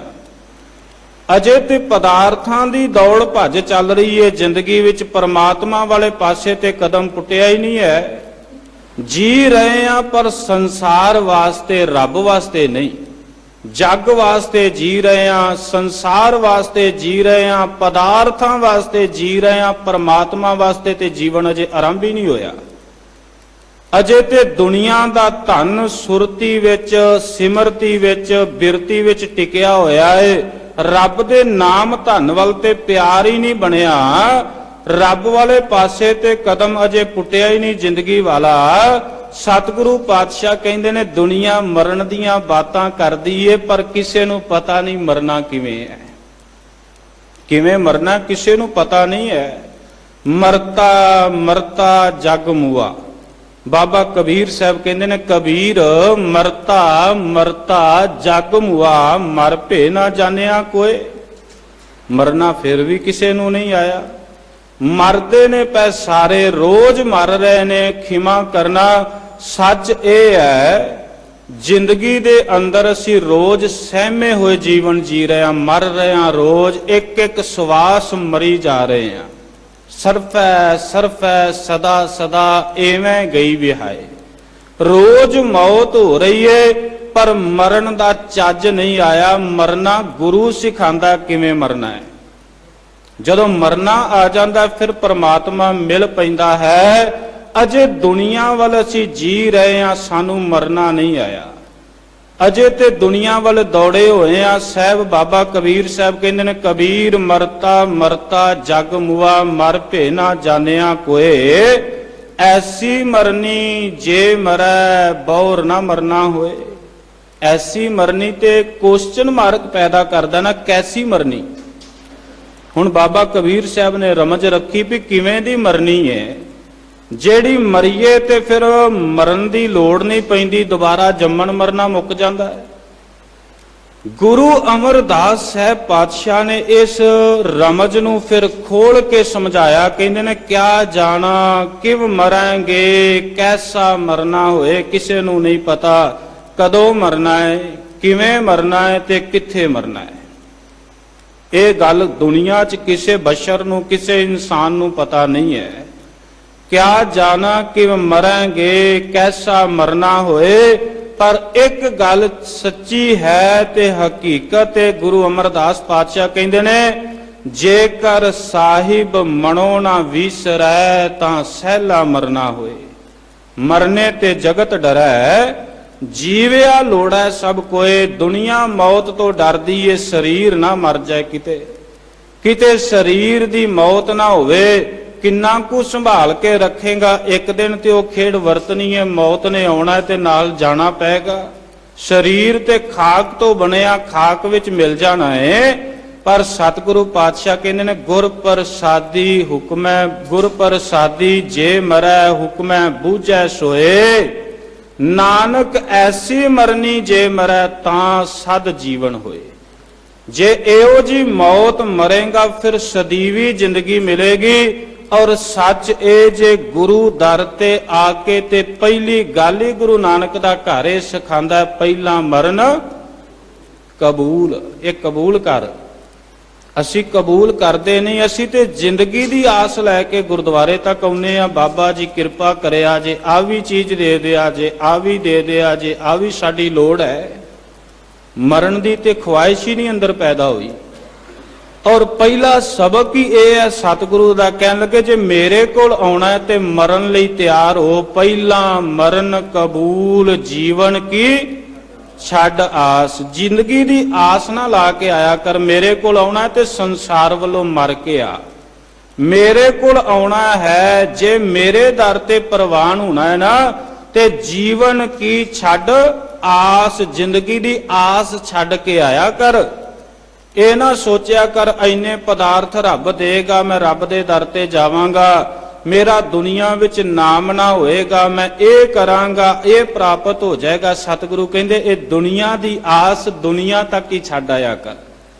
ਦਾਤੇ ਦੇ ਘਰ ਆਉਣਾ ਤੇ ਦਾਤੇ ਦੇ ਦਰ ਤੇ ਤਾਂ ਪ੍ਰਵਾਨ ਹੋਇਆ ਜਾਂਦਾ ਹੈ ਜੇ ਕੋਈ ਆਪਣੇ ਆਪ ਨੂੰ ਦੁਨੀਆ ਵੱਲੋਂ ਮਾਰੇਗਾ ਤੇ ਦਾਤੇ ਵੱਲ ਜੁੜੇਗਾ ਨਾ। ਅਜੇ ਤੇ ਤੂੰ ਦੁਨੀਆ ਲਈ ਜੀ ਰਿਹਾ, ਅਜੇ ਤੇ ਤੇਰੀ ਜ਼ਿੰਦਗੀ ਉਸੇ ਤਰ੍ਹਾਂ ਹੀ ਹੈ ਜਿਹੜਾ ਸਤਿਗੁਰੂ ਕਹਿੰਦੇ ਕਈ ਜਨਮ ਭੈ ਕੀਟ ਪਤੰਗਾ, ਕਈ ਜਨਮ ਗਜ ਮੀਨ ਕੁਰੰਗਾ, ਕਈ ਜਨਮ ਪੰਖੀ ਸਰਪ ਹੋਇਓ, ਕਈ ਜਨਮ ਹੈਵਰ ਬ੍ਰਿਖ ਜੋਇਓ, ਮਿਲ ਜਗਦੀਸ਼ ਮਿਲਨ ਕੀ ਬਰੀਆ, ਚਰੰਗ ਕਾਲ ਇਹ ਦੇ ਸੰਜਰੀਆ। ਜੇ ਦੁਨੀਆ ਵੱਲੋਂ ਤੇ ਮਰਿਆ ਹੀ ਨਹੀਂ ਹੈ, ਅਜੇ ਤੇ ਤੂੰ ਗੁਰੂ ਦਰ ਤੇ ਆਇਆ ਹੀ ਨਹੀਂ। ਜਿੱਦਣ ਗੁਰੂ ਦਰ ਤੇ ਆਉਣਾ ਨਾ, ਫਿਰ ਇੱਥੇ ਸਾਹਿਬ ਅੱਗੇ ਬਚਨ ਕਰਦੇ ਨੇ ਇਸੇ ਸ਼ਬਦ ਵਿੱਚ, ਕਹਿਣ ਲੱਗੇ ਸਾਧ ਸੰਗ ਭਇਓ ਜਨਮ ਪ੍ਰਾਪਤ। ਸੰਗਤ ਵਿੱਚ ਆ ਕੇ ਤੇਰਾ ਰੱਬ ਦੇ ਘਰ ਜਨਮ ਹੋਣਾ ਹੈ। ਜਦੋਂ ਸੰਗਤ ਵਿੱਚ ਆਏਗਾ ਫਿਰ ਕੀ ਕਰਨਾ, ਕਰ ਸੇਵਾ ਭਜ ਹਰ ਹਰ ਗੁਰਮਤ, ਤਿਆਗ ਮਾਨ ਝੂਠ ਅਭਿਮਾਨ, ਜੀਵਤ ਮਰੈ ਦਰਗਹਿ ਪ੍ਰਵਾਨ। ਜਿਉਂਦਿਆਂ ਮਰਨਾ ਪਏਗਾ ਵਿਕਾਰਾਂ ਵੱਲੋਂ, ਵਾਸ਼ਨਾਵਾਂ ਵੱਲੋਂ। ਧੰਨ ਗੁਰੂ ਨਾਨਕ ਸਾਹਿਬ ਦੀ 6ਵੀਂ ਜੋਤ ਦੇ ਦਰ ਤੇ ਇੱਕ ਫਕੀਰ ਆਇਆ, ਜਾਨੀ ਖਾਂ। ਜਦੋਂ ਆਇਆ ਨਾ, ਸਤਿਗੁਰੂ ਪਾਤਸ਼ਾਹ ਨੂੰ ਕਹਿੰਦਾ ਜੀ ਮੈਨੂੰ ਰੱਬ ਦੇ ਖੁਦਾ ਦੇ ਦਰਸ਼ਨ ਕਰਾ ਦਿਓ। ਤੇ ਉਹਦੇ ਬੋਲ ਸਨ, ਇਤਿਹਾਸ ਨੇ ਸੰਭਾਲੇ ਨੇ, ਉਹ ਬਚਨ ਸਨ, ਜਾਨੀ ਕੋ ਜਾਨੀ ਸੇ ਮਿਲਾ ਦੋ, ਜਾਨੀ ਕੋ ਜਾਨੀ ਸੇ ਮਿਲਾ ਦੋ। ਜਦੋਂ ਇਹ ਬਚਨ ਕਰ ਰਿਹਾ ਸੀ, ਸਤਿਗੁਰੂ ਨੇ ਵਾਰ-ਵਾਰ ਇਹਨੂੰ ਦੇਖਿਆ ਤੇ ਬਚਨ ਸਤਿਗੁਰੂ ਨੇ ਕੁਝ ਅੱਗੋਂ ਕੀਤਾ ਨਾ। ਬੜਾ ਬੈਰਾਗ ਮਨ ਵਿੱਚ, ਅੱਖਾਂ ਵਿੱਚ ਨੀਰ ਭਰਿਆ ਇਸ ਫਕੀਰ ਦੇ, ਤੇ ਵਾਰ-ਵਾਰ ਜ਼ੁਬਾਨ ਤੋਂ ਕਹਿੰਦਾ ਜਾਨੀ ਕੋ ਜਾਨੀ ਸੇ ਮਿਲਾ ਦੋ। ਸਤਿਗੁਰੂ ਸੱਚੇ ਪਾਤਸ਼ਾਹ ਜਦੋਂ ਸਿੱਖ ਕਹਿੰਦੇ ਨੇ ਸਤਿਗੁਰੂ, ਉਹ ਫਕੀਰ ਤੇ ਰੋਈ ਜਾਂਦਾ, ਹੋਰ ਕੋਈ ਗੱਲ ਹੀ ਨਹੀਂ ਕਰਦਾ, ਕੁਝ ਖਾਂਦਾ ਵੀ ਨਹੀਂ, ਕੁਝ ਪੀਂਦਾ ਵੀ ਨਹੀਂ। ਜਿੱਥੇ ਜੋੜੇ ਲਾਂਦੀਆਂ ਨੇ ਸੰਗਤਾਂ ਉੱਥੇ ਬੈਠਾ ਇੱਕੋ ਹੀ ਗੱਲ ਕਰੀ ਜਾਂਦਾ, ਜਾਨੀ ਕੋ ਜਾਨੀ ਸੇ ਮਿਲਾ ਦੋ। ਸਤਿਗੁਰੂ ਨੇ ਬੁਲਾਇਆ, ਕਹਿ ਲੱਗੇ ਬੁਲਾ ਕੇ ਲਿਆਓ ਉਹਨੂੰ। ਜਦੋਂ ਆਇਆ ਸਤਿਗੁਰੂ ਕਹਿੰਦੇ ਕੀ ਚਾਹੀਦਾ ਏ? ਗੁਰੂ ਕੇ ਸਿੱਖਾਂ ਨੂੰ ਸਾਹਿਬ ਕਹਿੰਦੇ ਇਹਨੂੰ ਧਨ ਦਿਓ, ਇਹਨੂੰ ਸੋਹਣੇ ਬਸਤਰ ਦੇ ਦਿਓ। ਕਿਉਂਕਿ ਸਤਿਗੁਰੂ ਵੀ ਜਾਣਦੇ ਨੇ ਵੀ ਦੁਨੀਆਦਾਰ ਮੇਰੇ ਦਰ ਤੇ ਕਿਹੜੀ ਭਾਵਨਾ ਨਾਲ ਆਉਂਦੇ ਨੇ। ਕੋਈ ਕੱਪੜੇ ਮੰਗਣ ਆ ਜਾਂਦਾ ਹੈ, ਕੋਈ ਘਰ ਮੰਗਣ ਆ ਜਾਂਦਾ, ਕੋਈ ਗੱਡੀਆਂ ਮੰਗਣ ਆ ਜਾਂਦਾ, ਕੋਈ ਧਨ ਦੌਲਤਾਂ ਮੰਗਣ ਆਉਂਦਾ ਹੈ। ਰੱਬ ਨੂੰ ਮੰਗਣ ਤੇ ਆਉਂਦਾ ਹੀ ਕੋਈ ਹੈ। ਰੱਬ ਨੂੰ ਮੰਗਣ ਵਾਸਤੇ, ਰੱਬ ਨੂੰ ਮਿਲਣ ਵਾਸਤੇ, ਗੁਰੂ ਨੂੰ ਮਿਲਣ ਵਾਸਤੇ ਤੇ ਅਸੀਂ ਆਉਂਦੇ ਹੀ ਬੜੇ ਥੋੜੇ ਆ। ਜਦੋਂ ਸਤਿਗੁਰੂ ਨੇ ਕਿਹਾ ਨਾ ਗੁਰਸਿੱਖਾਂ ਨੂੰ ਵੀ ਇਹਨੂੰ ਧਨ ਦੇ ਦਿਓ, ਇਹਨੂੰ ਬਸਤਰ ਦੇ ਦਿਓ, ਹੱਥ ਜੋੜ ਕੇ ਕਹਿੰਦਾ ਸਤਿਗੁਰੂ ਕੁਝ ਵੀ ਨਹੀਂ ਚਾਹੀਦਾ, ਬਸ ਜਾਨੀ ਕੋ ਜਾਨੀ ਸੇ ਮਿਲਾ ਦੋ। ਸਤਿਗੁਰੂ ਬੜੇ ਪ੍ਰਸੰਨ ਹੋਏ, ਕਹਿਣ ਲੱਗੇ ਜਾਨੀ ਖਾਂ ਵਾਕਈ ਰੱਬ ਨੂੰ ਮਿਲਣਾ ਚਾਹੁੰਦਾ ਹੈ? ਕਹਿੰਦਾ ਹਾਂ ਜੀ, ਜਾਨੀ ਮਿਲਣਾ ਚਾਹੁੰਦਾ, ਜਾਨੀ ਨਾਲ ਮਿਲਾ ਦਿਓ। ਜਾਨੀ ਇਹਦਾ ਨਾਮ ਹੈ, ਤੇ ਦੂਸਰਾ ਜਾਨੀ ਸ਼ਬਦ ਪ੍ਰਮਾਤਮਾ ਲਈ ਵਰਤਦਾ ਹੈ, ਜਿਹੜਾ ਸਾਰੀਆਂ ਜਾਣਦਾ, ਅੰਦਰ ਨੂੰ ਬੁੱਝਣ ਵਾਲਾ ਹੈ। ਜਦੋਂ ਸਤਿਗੁਰੂ ਨੇ ਪੁੱਛਿਆ ਤੂੰ ਮਿਲਣਾ ਚਾਹਨਾ ਖੁਦਾਏ ਦੀਦਾਰ ਦੀ, ਤੇਰੇ ਅੰਦਰ ਆਸ ਹੈ, ਤਾਂਗ ਹੈ? ਕਹਿੰਦਾ ਹਾਂ ਮਾਲਕਾ, ਤਰਸ ਕਰ, ਇਸ ਜਾਨੀ ਨੂੰ ਉਸ ਜਾਨੀ ਨਾਲ ਮਿਲਾ ਦੇ। ਤੇ ਗੁਰੂ ਹਰਗੋਬਿੰਦ ਪਾਤਸ਼ਾਹ ਕਹਿੰਦੇ ਫਿਰ ਮਰਨਾ ਪਏਗਾ, ਫਿਰ ਤੈਨੂੰ ਮਰਨਾ ਪਏਗਾ ਜੇ ਤੂੰ ਪਰਮਾਤਮਾ ਨੂੰ ਮਿਲਣਾ ਹੈ। ਹੁਣ ਇਹਨੇ ਅਗਲਾ ਸਵਾਲ ਕੀਤਾ, ਵਾਹਿਗੁਰੂ ਦੇ ਦਰ ਤੇ ਖਲੋ ਕੇ ਗੁਰੂ ਹਰਗੋਬਿੰਦ ਪਾਤਸ਼ਾਹ ਨੂੰ ਕਹਿੰਦਾ, ਜੀ ਦੱਸੋ ਕਿਵੇਂ ਮਰਾਂ? ਸਤਿਗੁਰੂ ਕਹਿੰਦੇ, ਦਰਿਆ ਵਿੱਚ ਛਾਲ ਮਾਰ ਦੇ, ਦਰਿਆ ਵਿੱਚ ਛਾਲ ਮਾਰ ਦੇ। ਹੁਣ ਇਹਨੇ ਸਤਿਗੁਰੂ ਦੀ ਗੱਲ ਦੀ ਰਮਜ ਨੂੰ ਸਮਝਿਆ ਨਹੀਂ ਤੇ ਸਤਲੁਜ ਵਾਲੇ ਪਾਸੇ ਵੱਲ ਦੌੜਿਆ। ਕੀਰਤਪੁਰ ਸਾਹਿਬ ਦੀ ਇਹ ਘਟਨਾ ਹੈ। ਸਤਲੁਜ ਵੱਲ ਜਦੋਂ ਦੌੜ ਕੇ ਜਾਂਦਾ ਹੈ ਨਾ, ਪਿੱਛੇ ਸਤਿਗੁਰੂ ਸਿੱਖਾਂ ਨੂੰ ਭੇਜਦੇ ਨੇ, ਜਾਓ ਇਸ ਜਾਨੀ ਫਕੀਰ ਨੂੰ ਫੜ ਕੇ ਲਿਆਓ, ਕਿਤੇ ਦਰਿਆ ਵਿੱਚ ਜਾ ਕੇ ਸੱਚਮੁੱਚ ਛਾਲ ਨਾ ਮਾਰ ਦੇ।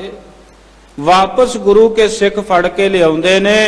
ਇਹਨੂੰ ਸਤਿਗੁਰੂ ਦੀਨ ਦਿਆਲ ਸੁਆਮੀ ਜੀ ਫਿਰ ਕਹਿੰਦੇ ਨੇ, ਜਾਨੀ ਖਾਂ ਕਿੱਧਰ ਤੁਰਿਆ ਸੈ? ਮੈਂ ਤੇ ਤੈਨੂੰ ਕਿਹਾ ਸੀ ਮਰ ਜਾ।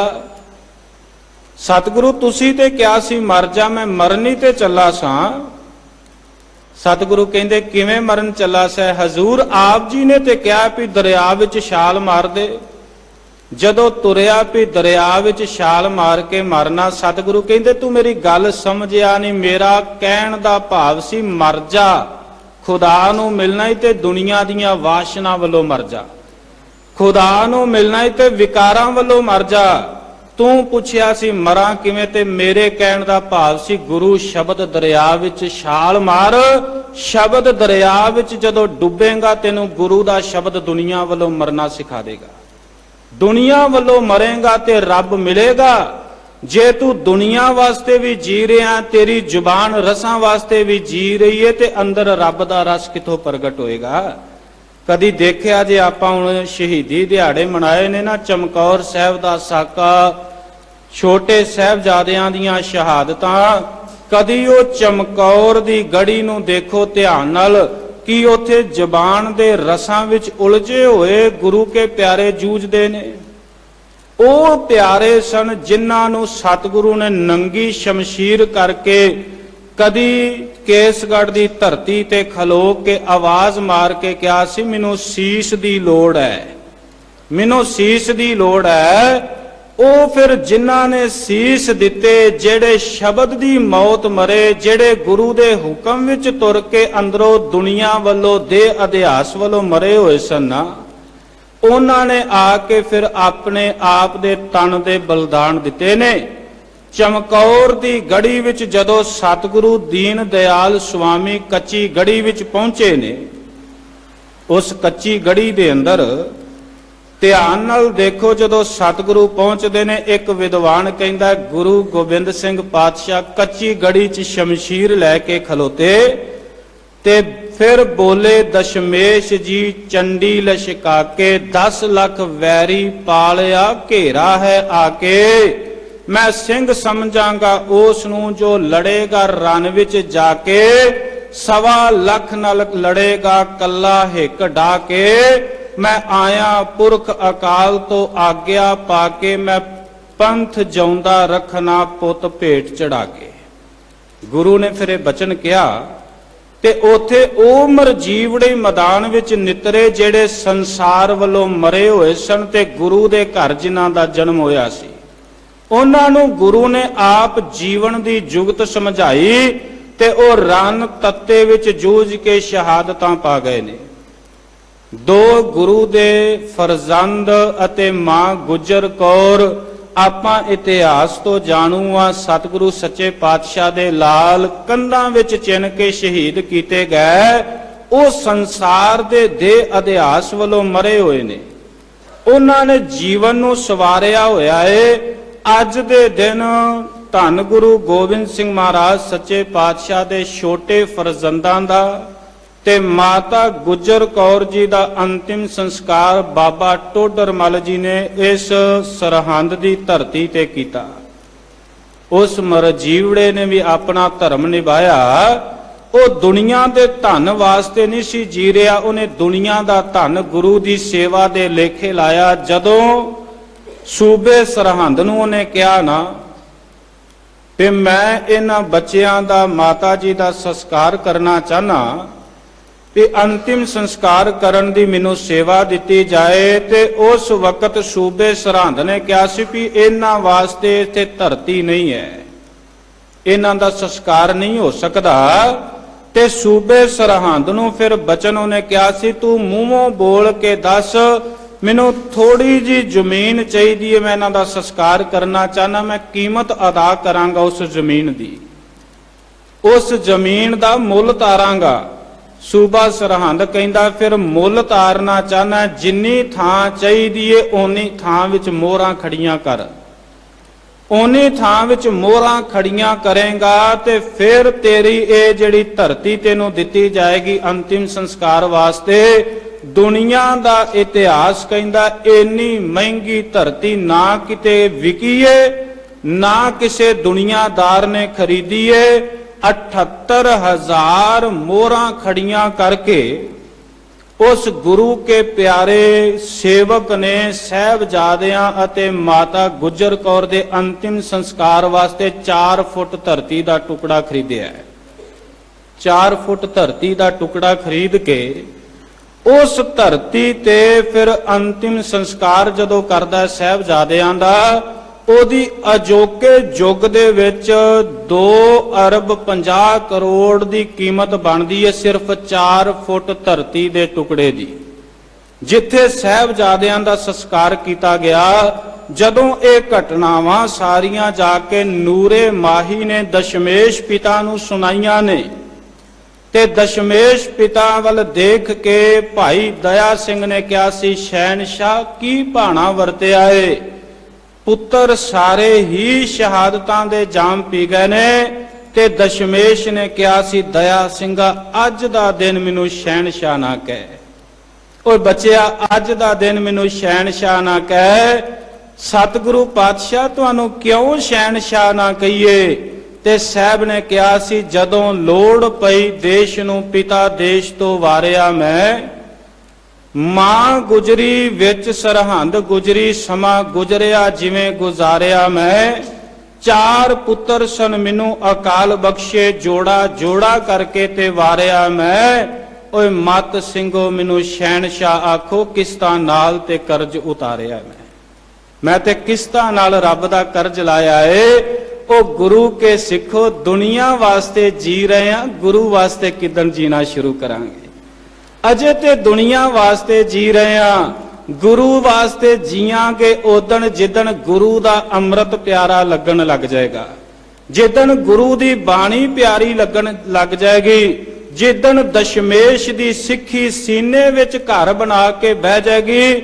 ਸਾਡੇ ਚਿਹਰਿਆਂ ਵਿੱਚੋਂ ਜਿੱਦਣ ਗੁਰੂ ਗੋਬਿੰਦ ਸਿੰਘ ਨੂੰ ਅਜੀਤ ਸਿੰਘ ਦਿਸਣ ਲੱਗ ਜਾਏਗਾ, ਜਿੱਦਣ ਗੁਰੂ ਗੋਬਿੰਦ ਸਿੰਘ ਨੂੰ ਸਤਿਗੁਰੂ ਪਾਤਸ਼ਾਹ ਨੂੰ ਜੁਝਾਰ ਸਿੰਘ, ਜੋਰਾਵਾਰ ਸਿੰਘ, ਫਤਿਹ ਸਿੰਘ ਸਾਡੇ ਵਿੱਚੋਂ ਦਿਸਣ ਲੱਗ ਜਾਏਗਾ ਨਾ, ਉਦਣ ਗੁਰੂ ਵਾਸਤੇ ਜੀਵਨ ਆਰੰਭ ਹੋਣਾ। ਅਜੇ ਤੇ ਅਸੀਂ ਦੁਨੀਆ ਵਾਸਤੇ ਜੀ ਰਹੇ ਹਾਂ। ਅੱਜ ਮੇਰੇ ਸਤਿਗੁਰੂ ਜੀ ਤਰਸ ਕਰਦੇ ਨੇ, ਸ਼ਬਦ ਦੇ ਅੰਦਰ ਕਿਰਪਾ ਕਰਦੇ ਨੇ ਕਿ ਜਿਹੜੇ ਦੁਨੀਆ ਦੇ ਵਿੱਚ ਆਪਣੇ ਆਪ ਨੂੰ ਜਿਉਂਦਿਆਂ ਵਿਕਾਰਾਂ ਵੱਲੋਂ ਮਾਰ ਲੈਂਦੇ ਨੇ, ਜੀਵਤ ਮਰੈ ਮਰ ਮਰਨ ਸਵਾਰੈ, ਉਹ ਆਪਣਾ ਜੀਵਨ ਸਵਾਰ ਲੈਂਦੇ ਨੇ। ਕਿਵੇਂ ਸਵਾਰ ਲੈਂਦੇ ਨੇ? ਦੁਨੀਆ ਵੱਲੋਂ ਮਰ ਕੇ ਗੁਰ ਕੈ ਸ਼ਬਦ ਸਾਚ ਉਰ ਧਾਰੈ, ਗੁਰੂ ਦੇ ਸ਼ਬਦ ਵਿੱਚ ਜੁੜ ਕੇ ਉਹ ਸੱਚੇ ਰੱਬ ਕਰਤੇ ਨੂੰ ਅੰਦਰ ਟਿਕਾ ਲੈਂਦੇ ਨੇ, ਕਿਉਂਕਿ ਉਹਨਾਂ ਦਾ ਜੀਵਨ ਰੱਬ ਦੇ ਪਿਆਰ ਵਿੱਚ ਰੰਗਿਆ ਜਾਂਦਾ ਹੈ। ਫਿਰ ਅਗਲੇ ਪਹਿਲੇ ਬੰਦ ਵਿੱਚ ਦਾਤਾਰ ਕਹਿੰਦੇ ਨੇ, ਨਾਮ ਰਤੇ ਕੁੱਲਾਂ ਕਾ ਕਰੈ ਉਧਾਰ। ਜਿਹੜੇ ਨਾਮ ਵਿੱਚ ਰਤੇ ਜਾਂਦੇ ਨੇ ਉਹ ਆਪਣੀਆਂ ਕੁੱਲਾਂ ਦਾ ਉਧਾਰ ਕਰ ਲੈਂਦੇ ਨੇ, ਉਹਨਾਂ ਦੇ ਆਉਣ ਵਾਲੇ ਤੇ ਗਏ ਹੋਏ ਬਜ਼ੁਰਗਾਂ ਦਾ ਵੀ ਭਲਾ ਹੋ ਜਾਂਦਾ ਹੈ, ਕਿਉਂਕਿ ਨਾਮ ਵਿੱਚ ਉਹ ਤਾਕਤ ਹੈ। ਨਾਮ ਦੇ ਨਾਲ ਸਤਿਗੁਰੂ ਪਾਤਸ਼ਾਹ ਕਹਿੰਦੇ ਨੇ, ਜਦੋਂ ਕੋਈ ਜੁੜਦਾ ਹੈ ਨਾ, ਆਪਣਾ ਵੀ ਭਲਾ ਹੁੰਦਾ ਹੈ ਤੇ ਉਹ ਦੂਜਿਆਂ ਦੇ ਭਲੇ ਕਰਨ ਦੇ ਸਮਰੱਥ ਹੋ ਜਾਂਦਾ ਹੈ। ਜਿਹੜੇ ਨਾਮ ਵਿੱਚ ਰਤੇ ਹੁੰਦੇ ਨੇ, ਸਾਚੀ ਬਾਣੀ ਨਾਮ ਪਿਆਰ, ਉਹਨਾਂ ਨੂੰ ਰੱਬ ਦੀ ਸਿਫਤ ਸਲਾਹ ਦੀ ਬਾਣੀ ਪਿਆਰੀ ਲੱਗਦੀ ਹੈ, ਉਹਨਾਂ ਨੂੰ ਗੁਰੂ ਦਾ ਸ਼ਬਦ ਅਤ ਦਾ ਪਿਆਰਾ ਲੱਗਦਾ ਹੈ। ਪਰ ਦੂਜੇ ਪਾਸੇ ਉਹ ਨੇ ਜਿਹੜੇ ਨਾਮ ਨੂੰ ਚੇਤੇ ਹੀ ਨਹੀਂ ਕਰਦੇ, ਨਾਮ ਤੋਂ ਟੁੱਟੇ ਨੇ, ਗੁਰੂ ਸਿਧਾਂਤਾਂ ਦਾ ਜਿਨ੍ਹਾਂ ਨੂੰ ਪਤਾ ਹੀ ਨਹੀਂ ਹੈ, ਜਿਨ੍ਹਾਂ ਨੇ ਕੇਵਲ ਦੁਨੀਆ ਦੇ ਰੰਗ ਤਮਾਸ਼ਿਆਂ ਲਈ ਜ਼ਿੰਦਗੀ ਨੂੰ ਜੀਣਾ ਸਿੱਖਿਆ। ਸਾਹਿਬ ਕਹਿੰਦੇ, ਨਾਮੋਂ ਭੂਲੇ ਜਨਮ ਗਵਾਏ, ਮਨਮੁਖ ਭੂਲੇ ਕਾਹੇ ਆਏ। ਨਾਮੋਂ ਭੂਲੇ ਜਨਮ ਗਵਾਏ, ਮਨਮੁਖ ਮਾਇਆ ਦੇ ਮੋਹ ਵਿੱਚ ਭੁੱਲੇ ਰਹਿੰਦੇ ਨੇ ਤੇ ਭੁੱਲ ਕੇ ਉਹ ਆਪਣਾ ਜਨਮ ਜਿਹੜਾ ਹੈ ਉਹ ਗਵਾ ਲੈਂਦੇ ਨੇ। ਮਨਮੁਖ ਬੰਦਾ ਮਨ ਦੀ ਮਰਜ਼ੀ ਨਾਲ ਚੱਲਦਾ ਹੈ, ਗੁਰਮੁਖ ਗੁਰੂ ਦੀ ਮੱਤ ਨਾਲ ਚੱਲਦਾ ਹੈ। ਗੁਰੂ ਜੋ ਕਹਿੰਦਾ ਹੈ ਉਹ ਬਚਨ ਕਮਾਂਦਾ ਹੈ।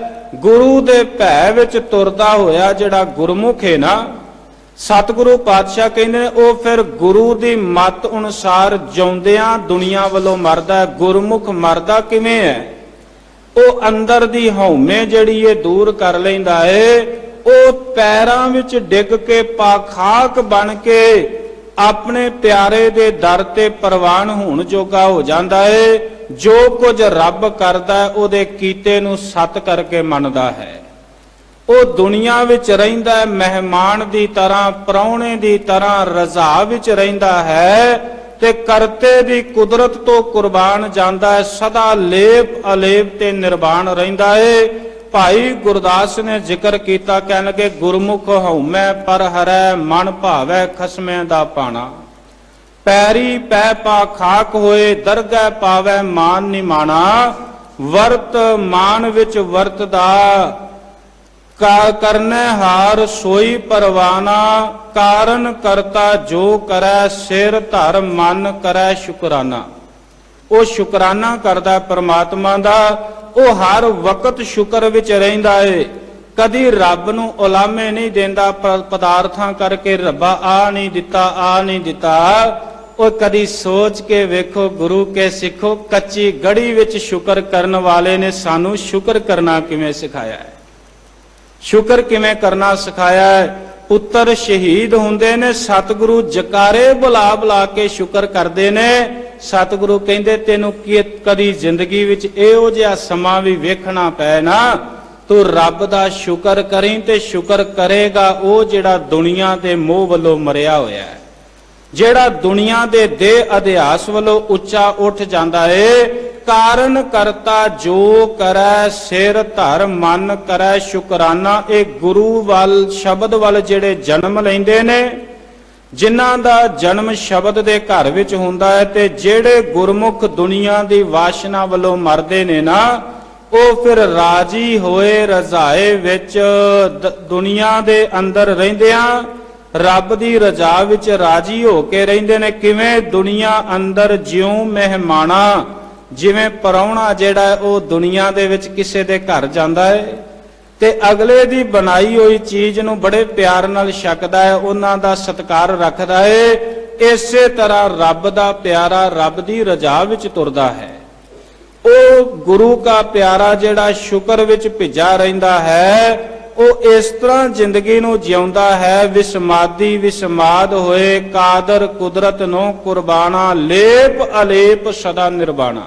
ਰਹਿੰਦਾ ਦੁਨੀਆ ਵਿੱਚ ਹੈ, ਪਰ ਦੁਨੀਆ ਦੇ ਮੋਹ ਨਾਲੋਂ, ਦੁਨੀਆ ਦੇ ਵਾਸ਼ਨਾ ਵਿਕਾਰਾਂ ਨਾਲੋਂ ਨਿਰਲੇਪ ਹੈ। ਸਤਿਗੁਰੂ ਜੀ ਅੱਜ ਅਗਲੇ ਬੰਦ ਵਿੱਚ ਬਖਸ਼ਿਸ਼ ਕਰਦੇ ਨੇ, ਗੁਰਮੁਖ ਸੱਚ ਭੋਜਨ ਪਵਿੱਤ ਸਰੀਰਾ। ਜਿਹੜਾ ਦੁਨੀਆ ਵੱਲੋਂ ਮਰ ਕੇ ਗੁਰੂ ਵਾਲੇ ਪਾਸੇ ਜਨਮ ਲੈਂਦਾ ਹੈ ਨਾ, ਗੁਰੂ ਦੇ ਘਰ ਜੀ ਦਾ ਜਨਮ ਹੁੰਦਾ ਹੈ, ਉਹਦਾ ਗਵਨ ਤੇ ਮੁੱਕਦਾ ਹੀ ਹੈ। ਸਤਿਗੁਰੂ ਕੈ ਜਨਮੈ ਗਵਨ ਮਿਟਾਇਆ ਦੀ ਕਿਰਪਾ ਤੇ ਵਰਤਦੀ ਹੈ। ਪਰ ਜਦੋਂ ਉਹ ਨਾਮ ਦਾ ਭੋਜਨ ਕਰਦਾ ਨਾ, ਉਹਦਾ ਸਰੀਰ ਪਵਿੱਤਰ ਹੋ ਜਾਂਦਾ ਹੈ। ਮਨ ਨਿਰਮਲ ਸਦ ਗੁਣੀ ਗਹੀਰਾ। ਉਹਦਾ ਮਨ ਵੀ ਜਿਹੜਾ ਅੰਦਰੋਂ ਪਵਿੱਤਰ ਹੋ ਜਾਂਦਾ ਹੈ। ਉਹ ਗੁਣਾਂ ਦੇ ਖਜ਼ਾਨੇ ਪ੍ਰਮਾਤਮਾ ਨੂੰ ਅੰਦਰ ਟਿਕਾ ਲੈਂਦਾ ਹੈ। ਫਿਰ ਉਸ ਅਵਸਥਾ ਤੇ ਪਹੁੰਚਦਾ, ਜੰਮੈ ਮਰੈ ਨਾ ਆਵੈ ਜਾਏ। ਉਹ ਨਾ ਜੰਮਦਾ ਹੈ ਤੇ ਨਾ ਫਿਰ ਮਰਦਾ ਹੈ। ਉਹਦੀ ਮੌਤ ਸਰੀਰਕ ਹੋ ਸਕਦੀ ਹੈ, ਪਰ ਆਤਮਿਕ ਮੌਤ ਤੇ ਕਦੀ ਨਹੀਂ ਮਰਦਾ ਤੇ ਰੱਬ ਵਿੱਚ ਉਹਦੀ ਲੀਨਤਾ ਬਣ ਜਾਂਦੀ ਹੈ। ਇਸ ਅਵਸਥਾ ਤੇ ਪਹੁੰਚ ਜਾਂਦਾ ਹੈ। ਬਾਬਾ ਕਬੀਰ ਸਾਹਿਬ ਕਹਿੰਦੇ ਨੇ, ਜੀਵਤ ਮਰੋ ਮਰੋ ਫੁਨ ਜੀਵੋ, ਪੁਨਰਪ ਜਨਮ ਨਾ ਹੋਏ। ਕਹਿ ਕਬੀਰ ਜੋ ਨਾਮ ਸਮਾਨੇ, ਸੁਨ ਰਿਆ ਲਿਵ ਸੋਈ। ਉਹਨਾਂ ਦੀ ਅਵਸਥਾ ਇੰਨੀ ਉੱਚੀ ਹੋ ਜਾਂਦੀ ਏ, ਉਹ ਜਨਮ ਮਰਨ ਤੋਂ ਉਚੇਰੇ ਹੋ ਜਾਂਦੇ ਨੇ। ਗੁਰ ਪ੍ਰਸਾਦੀ ਸਾਚ ਸਮਾਏ। ਗੁਰੂ ਦੀ ਕਿਰਪਾ ਨਾਲ ਉਹਨਾਂ ਦੀ ਲੀਨਤਾ ਪਰਮਾਤਮਾ ਵਿੱਚ ਬਣ ਜਾਂਦੀ ਹੈ। ਵਿਕਾਰਾਂ ਵੱਲੋਂ ਮਰੇ ਤੇ ਰੱਬ ਵਿੱਚ ਲੀਨ ਹੋ ਗਏ। ਪਰਮਾਤਮਾ ਵਿੱਚ ਉਹਨਾਂ ਦੀ ਅਭੇਦਤਾ ਹੋ ਜਾਂਦੀ ਹੈ। ਜਦੋਂ ਸੱਚ ਵਿੱਚ ਲੀਨ ਹੁੰਦੇ ਨੇ ਨਾ, ਫਿਰ ਉਹ ਰੱਬੀ ਪੁਰਖ ਦਾਵਾ ਕਰਕੇ ਕਹਿੰਦੇ ਨੇ ਅਬ ਤੋ ਜਾਏ ਚੜੇ ਸਿੰਘਾਸਨ ਮਿਲ ਹੈ ਸਾਰੰਗ ਪਾਨੀ, RAM ਕਬੀਰਾ ਏਕ ਭੈ ਹੈ ਕੋਏ ਨਾ ਸਕੈ ਪਛਾਨੀ। ਫਿਰ ਉਹ ਰੱਬ ਦੇ ਪਿਆਰੇ ਰੱਬ ਦੇ ਸਨਮੁਖ ਹੋ ਕੇ ਕਹਿੰਦੇ ਨੇ ਤੋਹੀ ਮੋਹੀ ਮੋਹੀ ਤੋਹੀ ਅੰਤਰ ਕੈਸਾ, ਤੇਰੇ ਵਿੱਚ ਸਾਡੇ ਵਿੱਚ ਰੱਬਾ ਕੋਈ ਫਰਕ ਨਹੀਂ ਹੈ। ਉਹ ਸੱਚੇ ਪ੍ਰਭੂ ਦੀ ਰਜ਼ਾ ਵਿੱਚ ਤੁਰਦਿਆਂ ਉਹਦੇ ਵਿੱਚ ਲੀਨ ਹੋ ਜਾਂਦੇ ਨੇ। ਫਿਰ ਮੇਰੇ ਸਾਹਿਬ ਕਹਿੰਦੇ ਨੇ ਸਾਚਾ ਸੇਵੋ ਸਾਚ ਪਛਾਣੈ। ਉਹ ਸੱਚੇ ਪ੍ਰਭੂ ਪਰਮਾਤਮਾ ਨੂੰ ਹਰ ਵੇਲੇ ਸਿਮਰਦੇ ਨੇ, ਹਰ ਵੇਲੇ ਉਹਨੂੰ ਯਾਦ ਕਰਦੇ ਨੇ ਤੇ ਸੱਚੇ ਪ੍ਰਮਾਤਮਾ ਨਾਲ ਉਹਨਾਂ ਦੀ ਜਾਣ ਪਛਾਣ ਹੋ ਜਾਂਦੀ ਏ। ਜਿਨਨੀ ਸੋ ਪ੍ਰਭ ਜਾਣ ਪਛਾਣਿਆ, ਜਿਨ੍ਹਾਂ ਨੇ ਰੱਬ ਨਾਲ ਜਾਣ ਪਛਾਣ ਬਣਾਈ। ਦੁਨੀਆ ਨਾਲ ਤੇ ਅਸੀਂ ਰੋਜ਼ ਬਣਾਉਂਦੇ ਆ, ਦੁਨੀਆ ਨਾਲ ਜਾਣ ਪਛਾਣ ਤੇ ਰੋਜ਼ ਬਣਾਈ ਦੀ ਏ। ਰੋਜ਼ ਹੀ ਕੋਈ ਨਾ ਕੋਈ ਨਵਾਂ ਮਿੱਤਰ ਬਣਾ ਲਈਦਾ ਹੈ, ਨਵੀਆਂ ਰਿਸ਼ਤੇਦਾਰੀਆਂ ਬਣਦੀਆਂ ਨੇ। ਨਾ ਰੱਬ ਨੂੰ ਕਦੀ ਮਿੱਤਰ ਬਣਾਇਆ ਤੇ ਨਾ ਰੱਬ ਨਾਲ ਕਦੀ ਰਿਸ਼ਤੇਦਾਰੀ ਬਣਾਈ। ਕਦੀ ਇਸ ਪਿਤਾ ਦੇ ਕੋਲ ਇਹਨੂੰ ਹਾਜ਼ਰ ਨਾਜ਼ਰ ਜਾਣ ਕੇ ਕਿਹਾ ਤੂੰ ਮੇਰਾ ਪਿਤਾ, ਤੂੰ ਹੈ ਮੇਰਾ ਮਾਤਾ, ਤੂੰ ਮੇਰਾ ਬੰਧਪ, ਤੂੰ ਮੇਰਾ ਭਰਾਤਾ, ਤੂੰ ਮੇਰਾ ਰਾਖਾ, ਸਭਨੀ ਥਾਈ ਤਾਂ ਭਉ ਕਿਹਾ ਕਾੜਾ ਜੀਓ। ਇਹਦੇ ਨਾਲ ਤੇ ਕੋਈ ਸੰਬੰਧ ਹੀ ਨਹੀਂ ਜੁੜਿਆ ਜ਼ਿੰਦਗੀ ਦਾ। ਸੰਬੰਧ ਦੁਨੀਆ ਨਾਲ ਜੋੜੇ ਨੇ, ਦਾਤੇ ਨਾਲ ਤੇ ਅਜੇ ਮਨ ਜੁੜਿਆ ਹੀ ਨਹੀਂ ਹੈ। ਸਤਿਗੁਰੂ ਪਾਤਸ਼ਾਹ ਕਹਿੰਦੇ ਉਹ ਗੁਰਮੁਖ ਜਿਹੜੇ ਦੁਨੀਆ ਵੱਲੋਂ ਮਰਦੇ ਨੇ ਉਹ ਸੱਚ ਨਾਲ ਪਛਾਣ ਬਣਾ ਲੈਂਦੇ ਨੇ, ਉਹ ਪਰਮਾਤਮਾ ਨਾਲ ਜੁੜ ਕੇ ਰਹਿੰਦੇ ਨੇ। ਗੁਰ ਕੈ ਸ਼ਬਦ ਹਰ ਦਰ ਨਿਸ਼ਾਨੈ, ਗੁਰੂ ਦੇ ਸ਼ਬਦ ਰਾਹੀਂ ਉਹ ਰੱਬ ਦੇ ਦਰ ਤੇ ਪਰਵਾਨੇ ਜਾਂਦੇ ਨੇ। ਉਹਨਾਂ ਨੂੰ ਰੱਬ ਦੇ ਦਰ ਤੇ ਮਾਣ ਮਿਲਦਾ ਹੈ। ਦਰ ਸੱਚੈ ਸੱਚ ਸ਼ੋਭਾ ਹੋਏ, ਰੱਬ ਦੇ ਦਰ ਤੇ ਉਹਨਾਂ ਦੀ ਸ਼ੋਭਾ ਹੁੰਦੀ ਹੈ। ਉਹਨਾਂ ਨੂੰ ਰੇ ਕੋਈ ਵੀ ਨਹੀਂ ਕਹਿੰਦਾ, ਕੋਈ ਉਹਨਾਂ ਦਾ ਨਿਰਾਦਰ ਨਹੀਂ ਕਰਦਾ। ਜਦੋਂ ਰੱਬ ਦੇ ਦਰ ਤੇ ਜਾਂਦੇ ਨੇ ਰੇ ਦਰਗਹਿ ਕਹਿ ਨਾ ਕੋਊ, ਆਓ ਬੈਠ ਆਦਰ ਸ਼ੁਭ ਦੇਉ, ਸਾਰੇ ਉਹਨਾਂ ਦਾ ਸਤਿਕਾਰ ਕਰਦੇ ਨੇ। ਉਹ ਗੁਰਮੁਖ ਜਿਹੜੇ ਦੁਨੀਆ ਦੀ ਵਾਸ਼ਨਾ ਵੱਲੋਂ ਮਰੇ, ਨਿਜ ਘਰ ਵਾਸਾ ਪਾਵੈ ਸੋਏ, ਉਹ ਨਿਜ ਘਰ ਦੇ ਵਾਸੀ ਬਣ ਜਾਂਦੇ ਨੇ। ਸਾਨੂੰ ਰੋਜ਼ ਸਤਿਗੁਰੂ ਇੱਕ ਬਚਨ ਸਿਖਾਉਂਦੇ ਨੇ, ਸ਼ਾਇਦ ਅਸੀਂ ਉਹਨੂੰ ਅੱਜ ਤੱਕ ਸਿੱਖ ਪਾਏ ਆ ਕਿ ਨਹੀਂ ਗੱਲ ਵੱਖਰੀ ਏ, ਪਰ ਗੁਰੂ ਨੇ ਹੁਕਮ ਕਰ ਦਿੱਤਾ। ਰੋਜ਼ ਸੌਣ ਲੱਗਾ ਸਤਿਗੁਰੂ ਚੇਤੇ ਕਰਵਾਉਂਦਾ ਏ, ਨਿਜ ਘਰ ਮਹਿਲ ਪਾਵੋ ਸੁਖ ਸਹਿਜੇ, ਬੌਰ ਨਾ ਹੋਏਗੋ ਫੇਰਾ। ਰੋਜ਼ ਪੜ੍ਹਨੇ ਆ ਕਿਵੇਂ? ਸਾਹਿਬ ਕਹਿੰਦੇ ਜਾਕੋ ਆਏ ਸੋਈ ਬਿਹਾਜੋ, ਹਰ ਗੁਰ ਤੇ ਮਨੈ ਬਸੇਰਾ। ਜਦੋਂ ਜੋ ਕੁਝ ਵਿਆਜਣ ਲਈ ਦੁਨੀਆ ਵਿੱਚ ਆਏ ਹੋ ਵਿਆਜੋਗੇ ਨਾ, ਫਿਰ ਗੁਰੂ ਦੇ ਕੋਲ ਆਓਗੇ ਤੇ ਗੁਰੂ ਤੁਹਾਡੇ ਮਨ ਵਿੱਚ ਪਰਮਾਤਮਾ ਦਾ ਟਿਕਾਣਾ ਬਣਾਏਗਾ। ਜਦੋਂ ਰੱਬ ਅੰਦਰ ਟਿਕ ਜਾਏਗਾ ਫਿਰ ਤੁਹਾਨੂੰ ਮਿਲੇਗਾ ਕਿ ਨਿਜ ਘਰ ਮਹਿਲ ਪਾਵੋ ਸੁਖ ਸਹਿਜੇ। ਸਹਿਜੇ ਹੀ ਅਡੋਲ ਅਵਸਥਾ ਵਿੱਚ ਟਿਕ ਕੇ ਤੁਹਾਡਾ ਆਪਣੇ ਅੰਦਰ ਨਿਵਾਸ ਬਣੇਗਾ। ਜਿੱਦਣ ਅੰਦਰ ਟਿਕਣਾ ਆ ਜਾਏਗਾ ਫਿਰ ਸਤਿਗੁਰੂ ਕਹਿੰਦੇ ਬੌਰ ਨਾ ਹੋਏਗੋ ਫੇਰਾ, ਫਿਰ ਦੁਬਾਰਾ ਜੰਮਣ ਮਰਨ ਵਿੱਚ ਨਹੀਂ ਆਓਗੇ। ਅਜੇ ਤੇ ਅਸੀਂ ਬਾਹਰ ਹੀ ਭਟਕੀ ਜਾ ਰਹੇ ਹਾਂ, ਅੱਖਾਂ ਦ੍ਰਿਸ਼ਟੀ ਕਰਕੇ ਬਾਹਰ ਭਟਕ ਰਹੀਆਂ ਨੇ, ਜ਼ੁਬਾਨ ਪਦਾਰਥਾਂ ਦੇ ਰਸਾਂ ਵਿੱਚ ਬਾਹਰ ਭਟਕ ਰਹੀ ਹੈ, ਕੰਨ ਬਾਹਰ ਦੁਨੀਆ ਦਾ ਗਾਫਲਤਾ ਦਾ ਨਾਦ ਸੁਣਨ ਵਿੱਚ ਮਸਤ ਨੇ, ਨਾ ਕੰਨਾਂ ਨੇ ਧਰਮ ਪਛਾਣਿਆ ਹੈ। ਰੋਜ਼ ਸੁਣਦੇ ਨੇ ਇਹ ਸਰਵਨੋ ਮੇਰਿਓ ਸੱਚ ਹੈ, ਸੁਣਨ ਨੂੰ ਪਠਾਏ। ਸੱਚ ਸੁਣਿਆ ਅੱਜ ਤੱਕ? ਸੁਣਿਆ ਉਹਦਾ ਨਾਦ, ਉਹਦੀ ਧੁਨ, ਉਹਦੇ ਸ਼ਬਦ ਨੂੰ ਕਦੀ ਟਿਕ ਕੇ ਅੰਦਰੋਂ ਸੁਣਿਆ? ਅੱਖਾਂ ਪਰਾਇਆ ਰੂਪ ਹੀ ਵੇਖੀ ਜਾਂਦੀਆਂ ਨੇ, ਜ਼ਬਾਨ ਦੁਨੀਆ ਦੇ ਰਸ ਕਾਸੀ ਮਾਨੀ ਜਾਂਦੀ ਹੈ, ਰੱਬ ਦਾ ਰਸ ਤੇ ਅੰਦਰ ਪ੍ਰਗਟ ਹੀ ਨਹੀਂ ਹੋਇਆ। ਪਰਮਾਤਮਾ ਦੇ ਤੇ ਅੱਜ ਤੱਕ ਸੰਸਾਰ ਵਿੱਚ ਰਹਿੰਦਿਆਂ ਦਰਸ਼ਨ ਹੀ ਨਹੀਂ ਪਰਸੇ।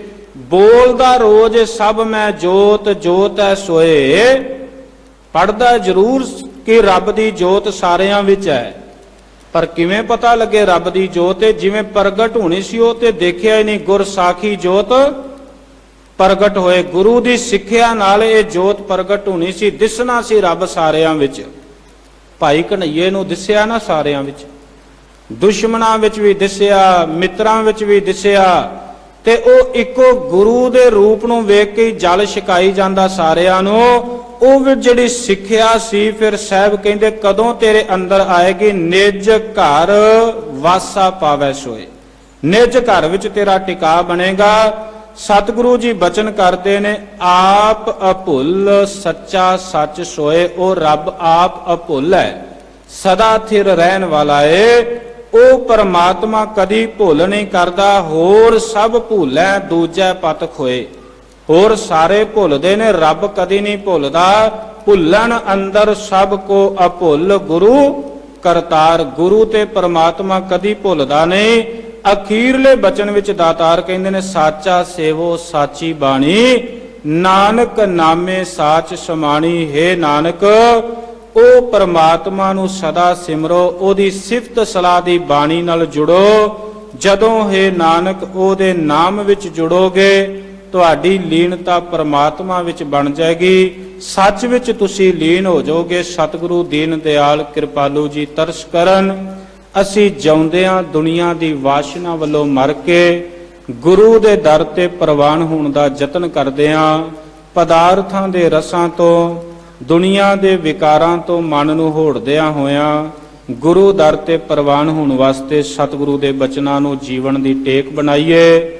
ਸਤਿਗੁਰੂ ਕਿਰਪਾ ਕਰਨ, ਤਰਸ ਕਰਨ, ਗੁਰੂ ਦਾ ਸ਼ਬਦ ਸਾਡੇ ਜੀਵਨ ਦੇ ਅੰਦਰ ਵਸੇ। ਇਤਨੀ ਸੇਵਾ ਪ੍ਰਵਾਨ ਕਰਨਾ, ਭੁੱਲਾਂ ਚੁੱਕਾਂ ਦੀ ਖਿਮਾ।